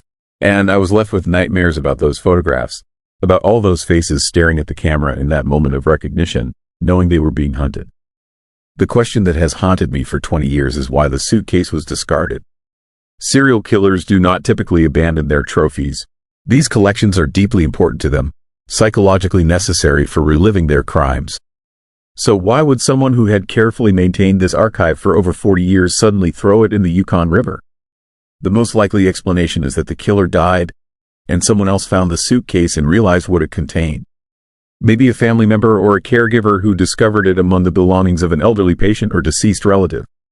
Rather than turn it over to police and deal with the implications, they panicked and tried to destroy the evidence by dumping it in the river. But there is another possibility that keeps me awake at night. What if the killer discarded it deliberately? What if they were transitioning to a new phase, a new method, and the old trophies no longer serve their purpose? What if they are still out there, still hunting, still documenting their victims, and this suitcase was just the first chapter of a story that is still being written? I retired from the RCMP 5 years ago, but I still work the case privately. I have copies of all the photographs, all the case files, everything the task force compiled. I have spent countless hours studying those images, looking for clues we might have missed, trying to find some pattern or detail that will finally identify who was behind the camera. Sometimes I think I see the same face in the background of multiple photos, a figure that appears across different years and locations, always at the edge of frame, always slightly out of focus. But it might just be wishful thinking, my mind creating patterns where none exist. What I do know is that there are still dozens of unidentified people in those photographs, faces frozen in moments of fear and awareness. People whose families might not even know they are missing because the disappearances were attributed to runaways or accidents or voluntary departures. And I know that whoever took these photos understood human psychology in a deeply disturbing way. They knew how to select victims who were vulnerable and isolated. They knew how to conduct surveillance without being caught. They knew how to make people disappear without leaving evidence. That level of skill and knowledge does not come from nowhere. This person either had training or decades of practice or both. The scariest part of this case is not what we found in that black suitcase. It is what we did not find. We only identified a fraction of the people in the photographs. The rest remain unknown. Faces without names. Possible victims whose disappearances were never even reported or were dismissed as not suspicious. And those photographs only represented the victims this killer chose to document. How many others were there who were never photographed? How many people vanished without making it into the collection? If this killer operated for over 40 years, the victim count could be in the hundreds. We might be looking at one of the most prolific serial killers in history. Someone who hunted across a territory spanning thousands of miles. Someone who was never caught, never identified, and who might have died peacefully in their sleep without ever facing justice for the lives they destroyed. That thought is unbearable, But it is probably the truth. I am 62 years old now, and I have accepted that I will probably never solve this case. The killer is almost certainly dead. Most of the victims have been missing for decades. The families who are still alive and still searching for answers are dwindling. But I keep the photographs in my home office. I look at them every day, studying those faces, promising them that I have not forgotten, that someone is still trying to understand what happened to them. And sometimes, when I am looking through the collection late at night, I feel like I am being watched. Like there is someone standing just outside my window, camera in hand, documenting me the way they documented all those other victims. I tell myself it is paranoia, that the case has gotten into my head after all these years. But then I remember that single word written at the bottom of the suitcase. Mine. Not past tense. Not, were mine, or belong to me. Just, mine, present tense. A claim of possession that extends beyond death, beyond time, beyond understanding. Whoever wrote that word believed those people belonged to them, and maybe in some horrible way they still do. Frozen forever in photographs, trapped in moments of fear and recognition, owned by a monster whose face we will never know. The black suitcase sits in an evidence locker in Whitehorse. The photographs preserved and cataloged, a testament to decades of horror that we discovered too late to stop. And somewhere, maybe in another evidence locker or maybe in someone's attic or basement, there might be another suitcase, another collection, another archive of faces and fear compiled by the same killer or someone inspired by their work. The investigation changed how we think about missing persons cases in the North, how we share information across jurisdictions, how we look for patterns in disappearances. But it did not bring justice. It did not provide closure.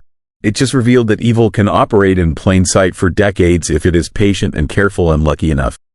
The person who took those photographs understood something fundamental about human nature and police work. They understood that if you spread your hunting ground wide enough, if you select victims who are transient or vulnerable or unlikely to be extensively searched for, and if you never develop a consistent pattern that can be tracked, you can get away with almost anything. And they did. For 40 years or more, they got away with it. And now they are probably gone, taking their secrets with them, leaving behind only a black suitcase full of faces and a single word that echoes across decades of unsolved horror. Mine. Story 8. Ghost Plane of the St. Elias Range. Flight 66 is eternal loop. The distress call should not exist. Flight 66 crashed 73 years ago, and everyone aboard died on impact against a mountain that still holds their frozen bodies. But I heard their voices last month, clear as day through my headset. Terrified voices begging for help that will never come. And the most disturbing part is not that I heard them. It is that my radar showed their plane circling above me in the darkness, trapped in an endless loop, repeating the same doomed flight path over and over for decades. I am a cargo pilot. I have been flying the Alaska routes for 19 years, and I thought I had seen everything these mountains could throw at me. Brutal weather, mechanical failures, whiteout conditions that left me flying blind with nothing but instruments between me and a mountain face. But nothing prepared me for what I experienced in the St. Elias Range. Nothing prepared me for the horror of understanding that some disasters do not end. Some crashes keep happening forever. This happened on November 7th. I was flying a Twin Otter loaded with supplies from Anchorage to a mining camp near the Canadian border. It was a routine run I had done 100 times before. The weather forecast was marginal but acceptable. Light snow, visibility around 5 miles, winds steady out of the northwest. I took off just after sunset, climbing into the darkness, the lights of Anchorage disappearing behind me as I headed northeast toward the mountains. The first 2 hours were smooth. I followed my normal route, staying well clear of the higher peaks, my instruments showing everything normal. The drone of the engines was steady and reassuring. I had my thermos of coffee, my flight plan filed, and I was making good time. But as I crossed into the St. Elias Range, something changed. The temperature outside dropped fast. Too fast. Within 10 minutes, it went from -20 to -45. Ice started forming on my windscreen despite the defroster running full blast. Then my radio crackled. At first, I thought it was just static, atmospheric interference from the cold air, but as I adjusted the frequency, I started to hear something underneath the noise. A voice, faint and distorted but unmistakably human. I turned up the volume and listened, my hand instinctively tightening on the control yoke. The voice was male, panicked, speaking in short, clipped bursts the way pilots do in emergencies. But the words were wrong. The terminology was old, outdated phrases that had not been used in decades. And the call sign he kept repeating made my blood run cold. Flight 66, request immediate assistance. We are experiencing severe icing.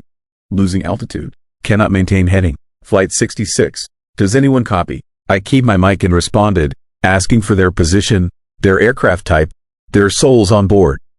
The training kicks in automatically even when your brain is screaming that this cannot be real. But there was no response. Just that same message repeating. The same desperate plea for help. And then the transmission cut off completely, replaced by a sound that I will never forget.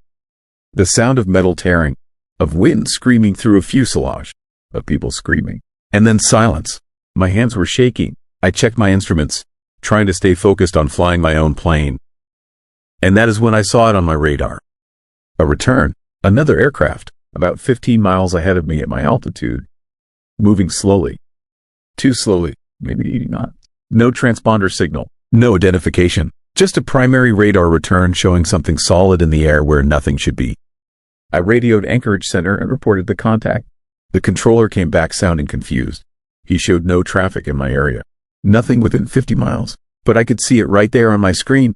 A blip moving in a circle. A tight, continuous circle around a mountain peak that I recognized from my charts. Mount St. Elias, elevation 18,000 feet. And according to my radio altimeter, the contact was at about 16,000. Right in the zone where Flight 66 had disappeared in 1950. Every rational part of my brain told me to alter course, to stay away from whatever I was seeing on that radar screen. But I could not. Something pulled me forward. Curiosity, maybe. Or the instinct every pilot has to help another aviator in distress. I adjusted my heading slightly, aiming for a point that would bring me closer to the circling aircraft, and descended to 15,000 feet. The temperature kept dropping, -50 now, colder than I had ever experienced at this altitude. Ice was building up on my wings despite the de-icing boots cycling constantly. I could feel the plane getting sluggish, the controls mushy. I needed to climb or descend, get out of the icing conditions, but I kept going forward. And that is when I saw it. At first, it was just a shadow against the darker shadow of the mountain. But as I got closer, I could make out a shape. An aircraft, a DC-3 by the silhouette. The distinctive twin-engine design unmistakable even in the darkness. It was flying in a perfect circle, banking at about 30 degrees, its navigation lights blinking in a pattern I recognized from old photographs. Red on the left, green on the right, white tail light, except the lights were dim, flickering, like they were running on a dying battery. I flew parallel to it, maybe a quarter mile off its wing, and stared in disbelief. The plane looked intact, no visible damage, no smoke, no fire, just circling, endlessly circling. I could see ice coating every surface, built up so thick it must have added tons of weight. The propellers were turning but barely, like the engines were running at idle power. And through the cockpit windows, I saw something that made my stomach drop. Shadows, human shadows moving inside, jerking motions, frantic gestures, the shapes of people in the cockpit fighting with the controls. I grabbed my binoculars from the seat pocket and focused on the windows. What I saw will haunt me until the day I die. The cockpit was full of frost. Ice covered the inside of the windscreen, the instrument panel, everything. And the pilots. I could see two figures in the seats, wearing old leather flight jackets and caps. But their faces, God, their faces were wrong. Skin blue-gray, eyes wide and staring, mouths open in silent screams. They were not flying the plane. They were trapped in it. Frozen in the moment of their deaths but still moving. Still going through the motions of trying to save an aircraft that crashed 73 years ago. The radio crackled again. That same voice. Flight 66 requesting assistance. Severe icing. Losing altitude. Cannot maintain heading. But now I could hear other voices underneath. Passengers, maybe. Men and women crying out in terror. Children screaming. All of them begging for help. All of them trapped in whatever nightmare kept that plane circling. I banked away hard, my heart slamming against my ribs, and climbed. I needed altitude. I needed to get away from that thing. But as I turned, my radar showed something that stopped my breath. The ghost plane had broken its circle. It was following me, matching my heading, matching my speed. And it was getting closer. The temperature in my cockpit plummeted. I could see frost forming on the inside of my windscreen now. My breath came out in thick white clouds. The engine started to sputter. Ice was choking the air intakes. I was experiencing the exact same conditions that had killed Flight 66. And somehow, impossibly, their disaster was becoming mine. I shoved the throttles forward, pushing my plane to maximum power, and dove. I descended at over 2,000 feet per minute, trading altitude for speed, trying to get below the icing level. The airframe shook and rattled. Warning lights flashed across my instrument panel, and behind me, I could see it on my radar. Still following, still matching my every move. The distress call changed. The voice was louder now, clearer, and it was not requesting help anymore. It was warning me, telling me to get out, to run, because something else was on that mountain. Something that had brought Flight 66 down. Something that had kept them trapped there all these years. And it was hungry for another plane, another crew, more souls to add to its collection. At 8,000 feet, the temperature finally rose above freezing. The ice on my wings started to shed. My engine smoothed out. And when I checked my radar, the ghost plane was gone. Vanished, like it had never been there. I leveled off at 7,500 feet and sat there in my cockpit, shaking, trying to process what had just happened. I landed at the mining camp 40 minutes later. The ground crew noticed the ice damage on my wings immediately. They said it looked like I had flown through the worst icing conditions they had ever seen. But when I tried to explain what had happened, when I mentioned Flight 66, the camp supervisor went pale. He told me I was not the first pilot to report seeing that plane. That every few years, someone flying near Mount St. Elias picked up that distress call, saw that radar return, and most of them never talked about it afterward because no one would believe them. He showed me a file they kept in the camp office. Incident reports going back decades. Pilots reporting phantom aircraft. Strange radio transmissions. Near collisions with planes that did not exist. And scattered among the reports were accident investigations. Planes that had gone down in the same area. Experienced pilots flying perfectly good aircraft who suddenly lost control and crashed into the mountain. Always in icing conditions. Always at night. Always near the spot where Flight 66 had disappeared. The supervisor told me that the local indigenous people had stories about that mountain. About something that lived in the ice and snow. Something that fed on fear and desperation. They said that when the first plane crashed there in 1950, the thing had tasted human terror for the first time. And it wanted more. So it kept the plane flying. Kept the crew trapped in their final moments. Used them as bait to lure other aircraft. Other pilots. Other victims. I flew back to Anchorage the next day, taking a route that added 2 hours to my flight time just to avoid the St. Elias range. I filed a report with the FAA. They listened politely and told me they would investigate. But I know they did not believe me. How could they? Ghost planes do not exist. Dead crews do not keep flying. Disasters do not repeat themselves forever. But here's what I know. Here's what keeps me awake every night. Flight 66 is still up there. Still circling. Still broadcasting that distress call. And every time a pilot responds, every time someone tries to help, they risk becoming part of the loop. Part of the collection. Another set of voices crying out in the darkness. Another radar return that should not exist. I have not flown at night since then. I have not gone near those mountains. But 2 weeks ago, I was sitting in my apartment in Anchorage, and I heard something that made my blood turn to ice. A sound outside my window. Faint and distant but unmistakable. The drone of old piston engines. The kind they used on DC-3s. I looked out into the darkness and saw nothing. But when I checked the aviation weather, I saw that conditions over the St. Elias range were severe. Heavy icing, low visibility, perfect conditions for a disaster. And I knew, with absolute certainty, that somewhere in that darkness, Flight 66 was flying again. Circling that cursed mountain, broadcasting its eternal distress call, waiting for the next pilot foolish enough to answer. Waiting to add another plane to its ghostly formation. Another crew to its collection of the damned. Last night, my phone rang at 3 in the morning. I answered it half asleep, and all I heard was static. But underneath the noise, I heard that voice again. Faint but clear, Flight 66 requesting assistance. And then a new voice. One I recognized, my own voice. Panicked, desperate, calling out coordinates, reporting severe icing, begging for help that will never come. I have not flown since. I will never fly again. Because I understand now what that mountain does. It does not just trap the planes that crash there. It reaches forward in time. Shows pilots their own deaths before they happen. And once you hear your own voice in that distress call, once you see yourself among the dead, there is no escape. The loop has already begun. The phone is ringing again right now. I know I should not answer it, but my hand is reaching for it anyway. Story 9. Thing that lives in the Yukon River, caught on sonar. I was staring at the sonar screen when I realized the massive shape moving beneath our boat was not a log or a sandbar, and that terrifying moment of understanding changed everything I thought I knew about what lived in the Yukon River. It was August 15th, 1974, and I was working as a technician on a hydrographic survey vessel mapping the river bottom between Whitehorse and Dawson City. We were using state-of-the-art sonar equipment for the time, scanning the depths to chart navigation hazards and geological features for the Canadian government. The Yukon River is one of the longest rivers in North America, cutting through over 1,900 miles of wilderness, and large sections of it had never been properly surveyed.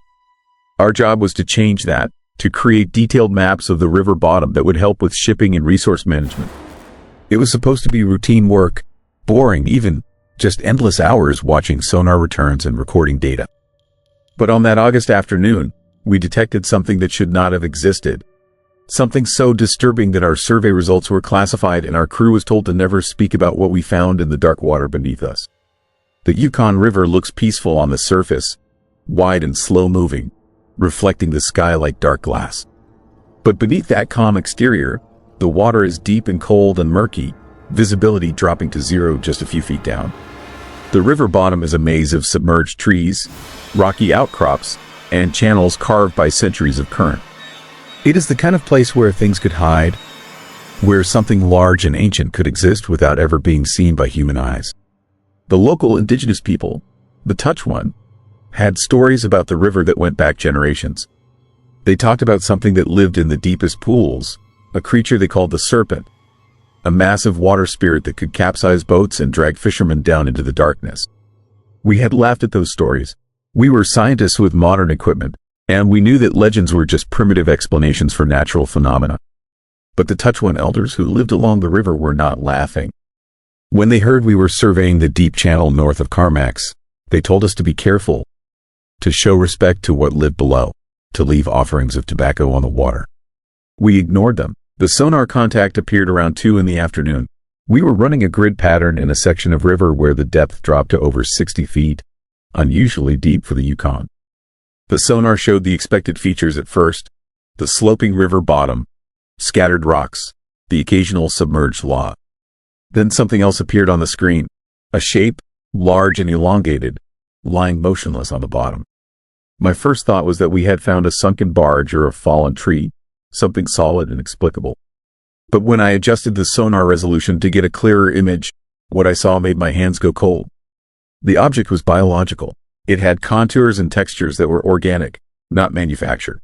And it was huge, stretching across the screen in a sinuous curve that measured over 40 feet from end to end. I called over my supervisor, a man named Bill who had been doing hydrographic surveys for 20 years. He looked at the screen, adjusted the settings, ran the scan again. The shape was still there, and now we could see more detail. It had what looked like segments or coils, like a massive snake or eel, and along its length were protrusions that might have been fins or limbs. Bill went pale. He told me to mark the coordinates and keep scanning. We circled back over the area, making multiple passes, and each time the sonar painted the same terrifying image. Something enormous was lying on the bottom of the Yukon River, something that did not match any known species of fish or mammal. Bill radioed back to our base camp and reported the contact. They told us to continue surveying and to get as much data as possible. For the next hour, we mapped the creature in detail, building a three-dimensional image of its shape and size. It was serpentine, definitely, with a body that tapered from a thick midsection to narrower ends. The head, if that is what it was, appeared flattened and wide, possibly designed for sensing prey in the murky water. The tail end split into what looked like flukes, suggesting it could be a powerful swimmer. But the most disturbing feature was the size. Our measurements put it at somewhere between 40 and 45 feet long, and at least 6 feet in diameter at its thickest point. This was not a sturgeon or a pike or any known fish species. This was something else, something that should not exist in a freshwater river in northern Canada. Then it moved. We were on our 5th pass over the site when the shape on the sonar screen shifted. Not drifting with the current, but moving deliberately, uncoiling itself from the river bottom and beginning to rise. Bill shouted for the captain to reverse engines, to get us away from that spot, but river currents are tricky and the boat was slow to respond. We watched on the sonar as the massive creature pushed off the bottom and began swimming upward, heading directly toward our position.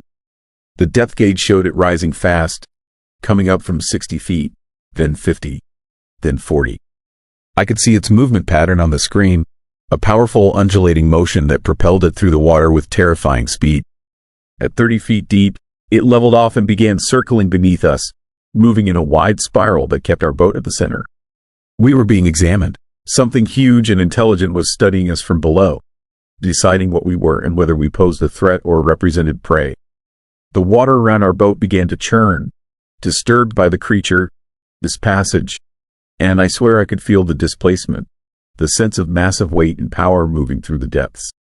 The captain finally got the engines responding and we started backing away from the site, moving upriver as fast as the current would allow. The sonar showed the creature following us, matching our speed effortlessly, staying just below the limit of visibility in the murky water.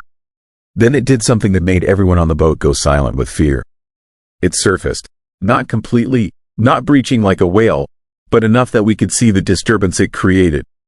About 50 yards behind our boat, the water bulged upward, forming a hump that rose 4 or 5 feet above the normal river level. The hump was dark and glistening, covered in what looked like scales or armored plates, and it moved with the creature as it swam just beneath the surface. We could see the wake it created, a V-shaped pattern spreading out behind it like the wake of a submarine. The thing followed us for almost a mile, staying just far enough back that we could not get a clear visual, before it finally dove and disappeared back into the depths. The sonar lost contact with it near a deep pool where the river narrowed between rocky banks. One moment it was there, a massive return on our screens.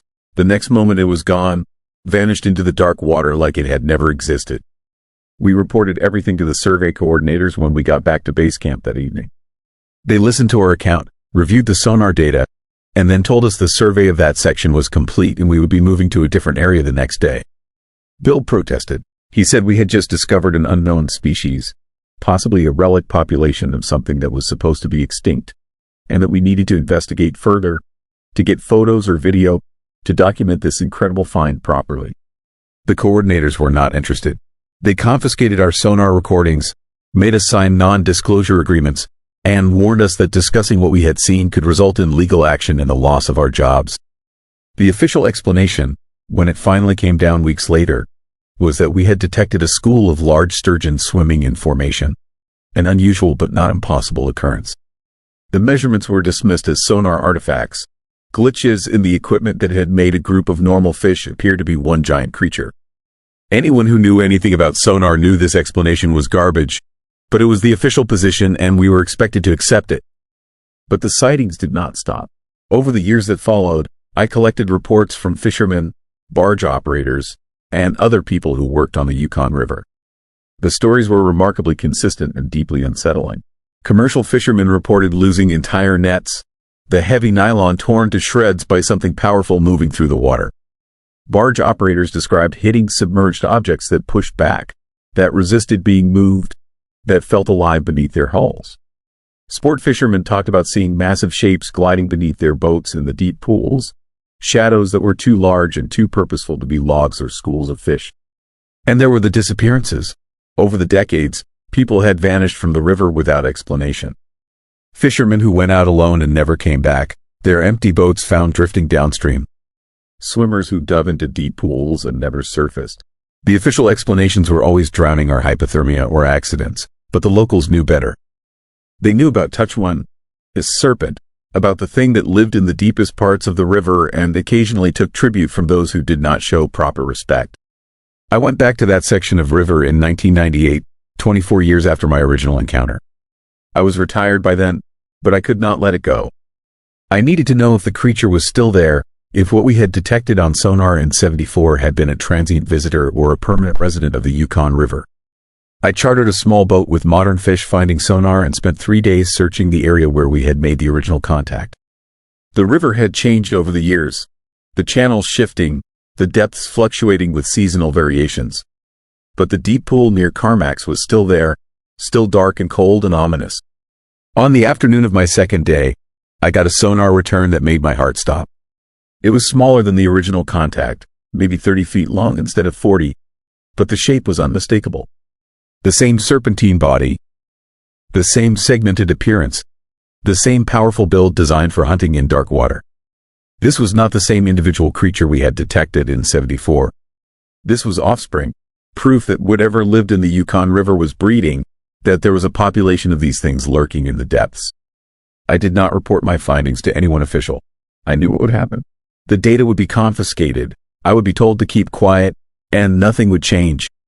Instead, I started reaching out to cryptozoologists and researchers who studied unknown species.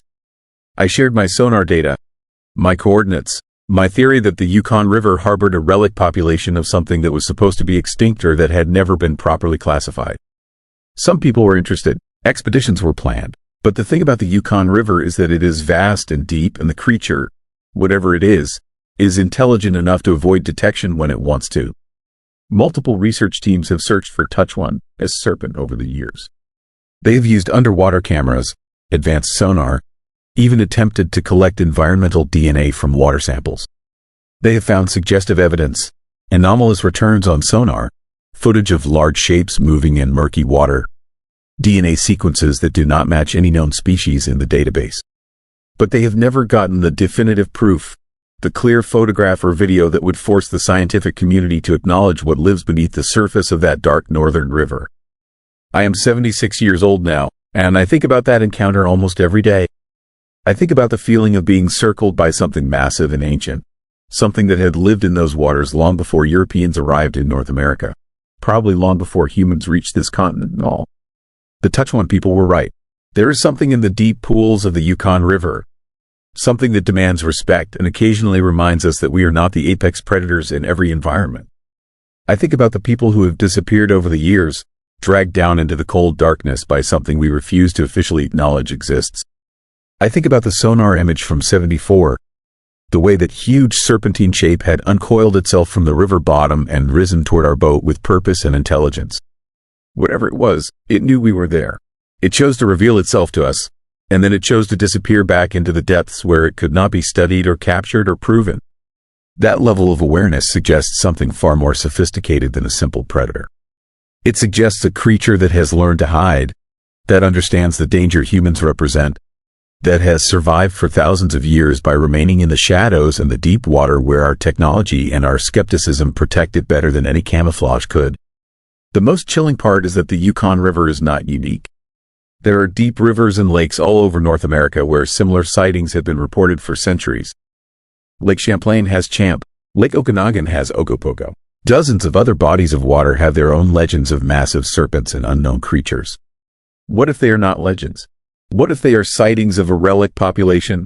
Survivors from a time before humans dominated the planet? Species that have learned to stay hidden in the deep cold water where we rarely look and almost never venture. The ocean covers 70% of Earth's surface, and we have explored less than 5% of it. We know more about the surface of Mars than we do about the deep ocean. Is it really so impossible that large unknown species still exist in the water? Occasionally crossing paths with humans but mostly avoiding us, living their ancient lives in the darkness where our lights in our boats and our sonar can rarely reach? I do not think it is impossible. I know it is true. I have seen the evidence. I have watched on sonar as something over 40 feet long moved through the Yukon River with purpose and power. I have felt the fear of being in a small boat above a predator that could capsize us without effort if it chose to do so. And I have lived with the knowledge that our official response to the unknown is not curiosity or investigation but denial and classification and silence. If you ever find yourself on the Yukon River, especially in the deep sections between Whitehorse and Dawson City, remember what the Teslin elders have always known. Show respect. Leave tobacco on the water. Do not fish in the deepest pools. And if you see a large shape moving beneath your boat, if your sonar shows something that should not exist, do not try to investigate. Just move away slowly and hope that Teslin, this serpent, is not hungry, is not curious, is not in a mood to remind us that we are visitors in its domain. The creature is still down there. I am certain of it. Multiple generations now, breeding and hunting in the cold, dark water, growing larger and more numerous, waiting in the depths. Eventually, someone will get the definitive proof. Someone will capture clear footage or recover physical evidence that cannot be dismissed or classified. And when that day comes, we will have to confront the terrifying reality that our maps and our science and our certainty about what is possible are incomplete. We will have to acknowledge that the old legends were true, that the indigenous people who warned us about the water spirits and the river serpents were reporting real encounters with real creatures. Not primitive superstition, but genuine knowledge passed down through generations who had learned to respect what lived in the deep. Until then, Touch 1, a serpent remains officially unidentified, a biological object over 40 feet long moving against the current, caught on sonar by a survey crew in 1974 and then buried in classified files where the truth can be safely ignored. But ignoring it does not make it less real. And the people who vanish from the Yukon River, who go into the deep water and never come back, they learn the truth too late. The river has teeth, the darkness below has eyes, and something ancient is still hunting in the cold northern waters, patient and hungry and waiting for us to forget the warnings and venture too close to the edge where the depth drops away and the serpent waits below.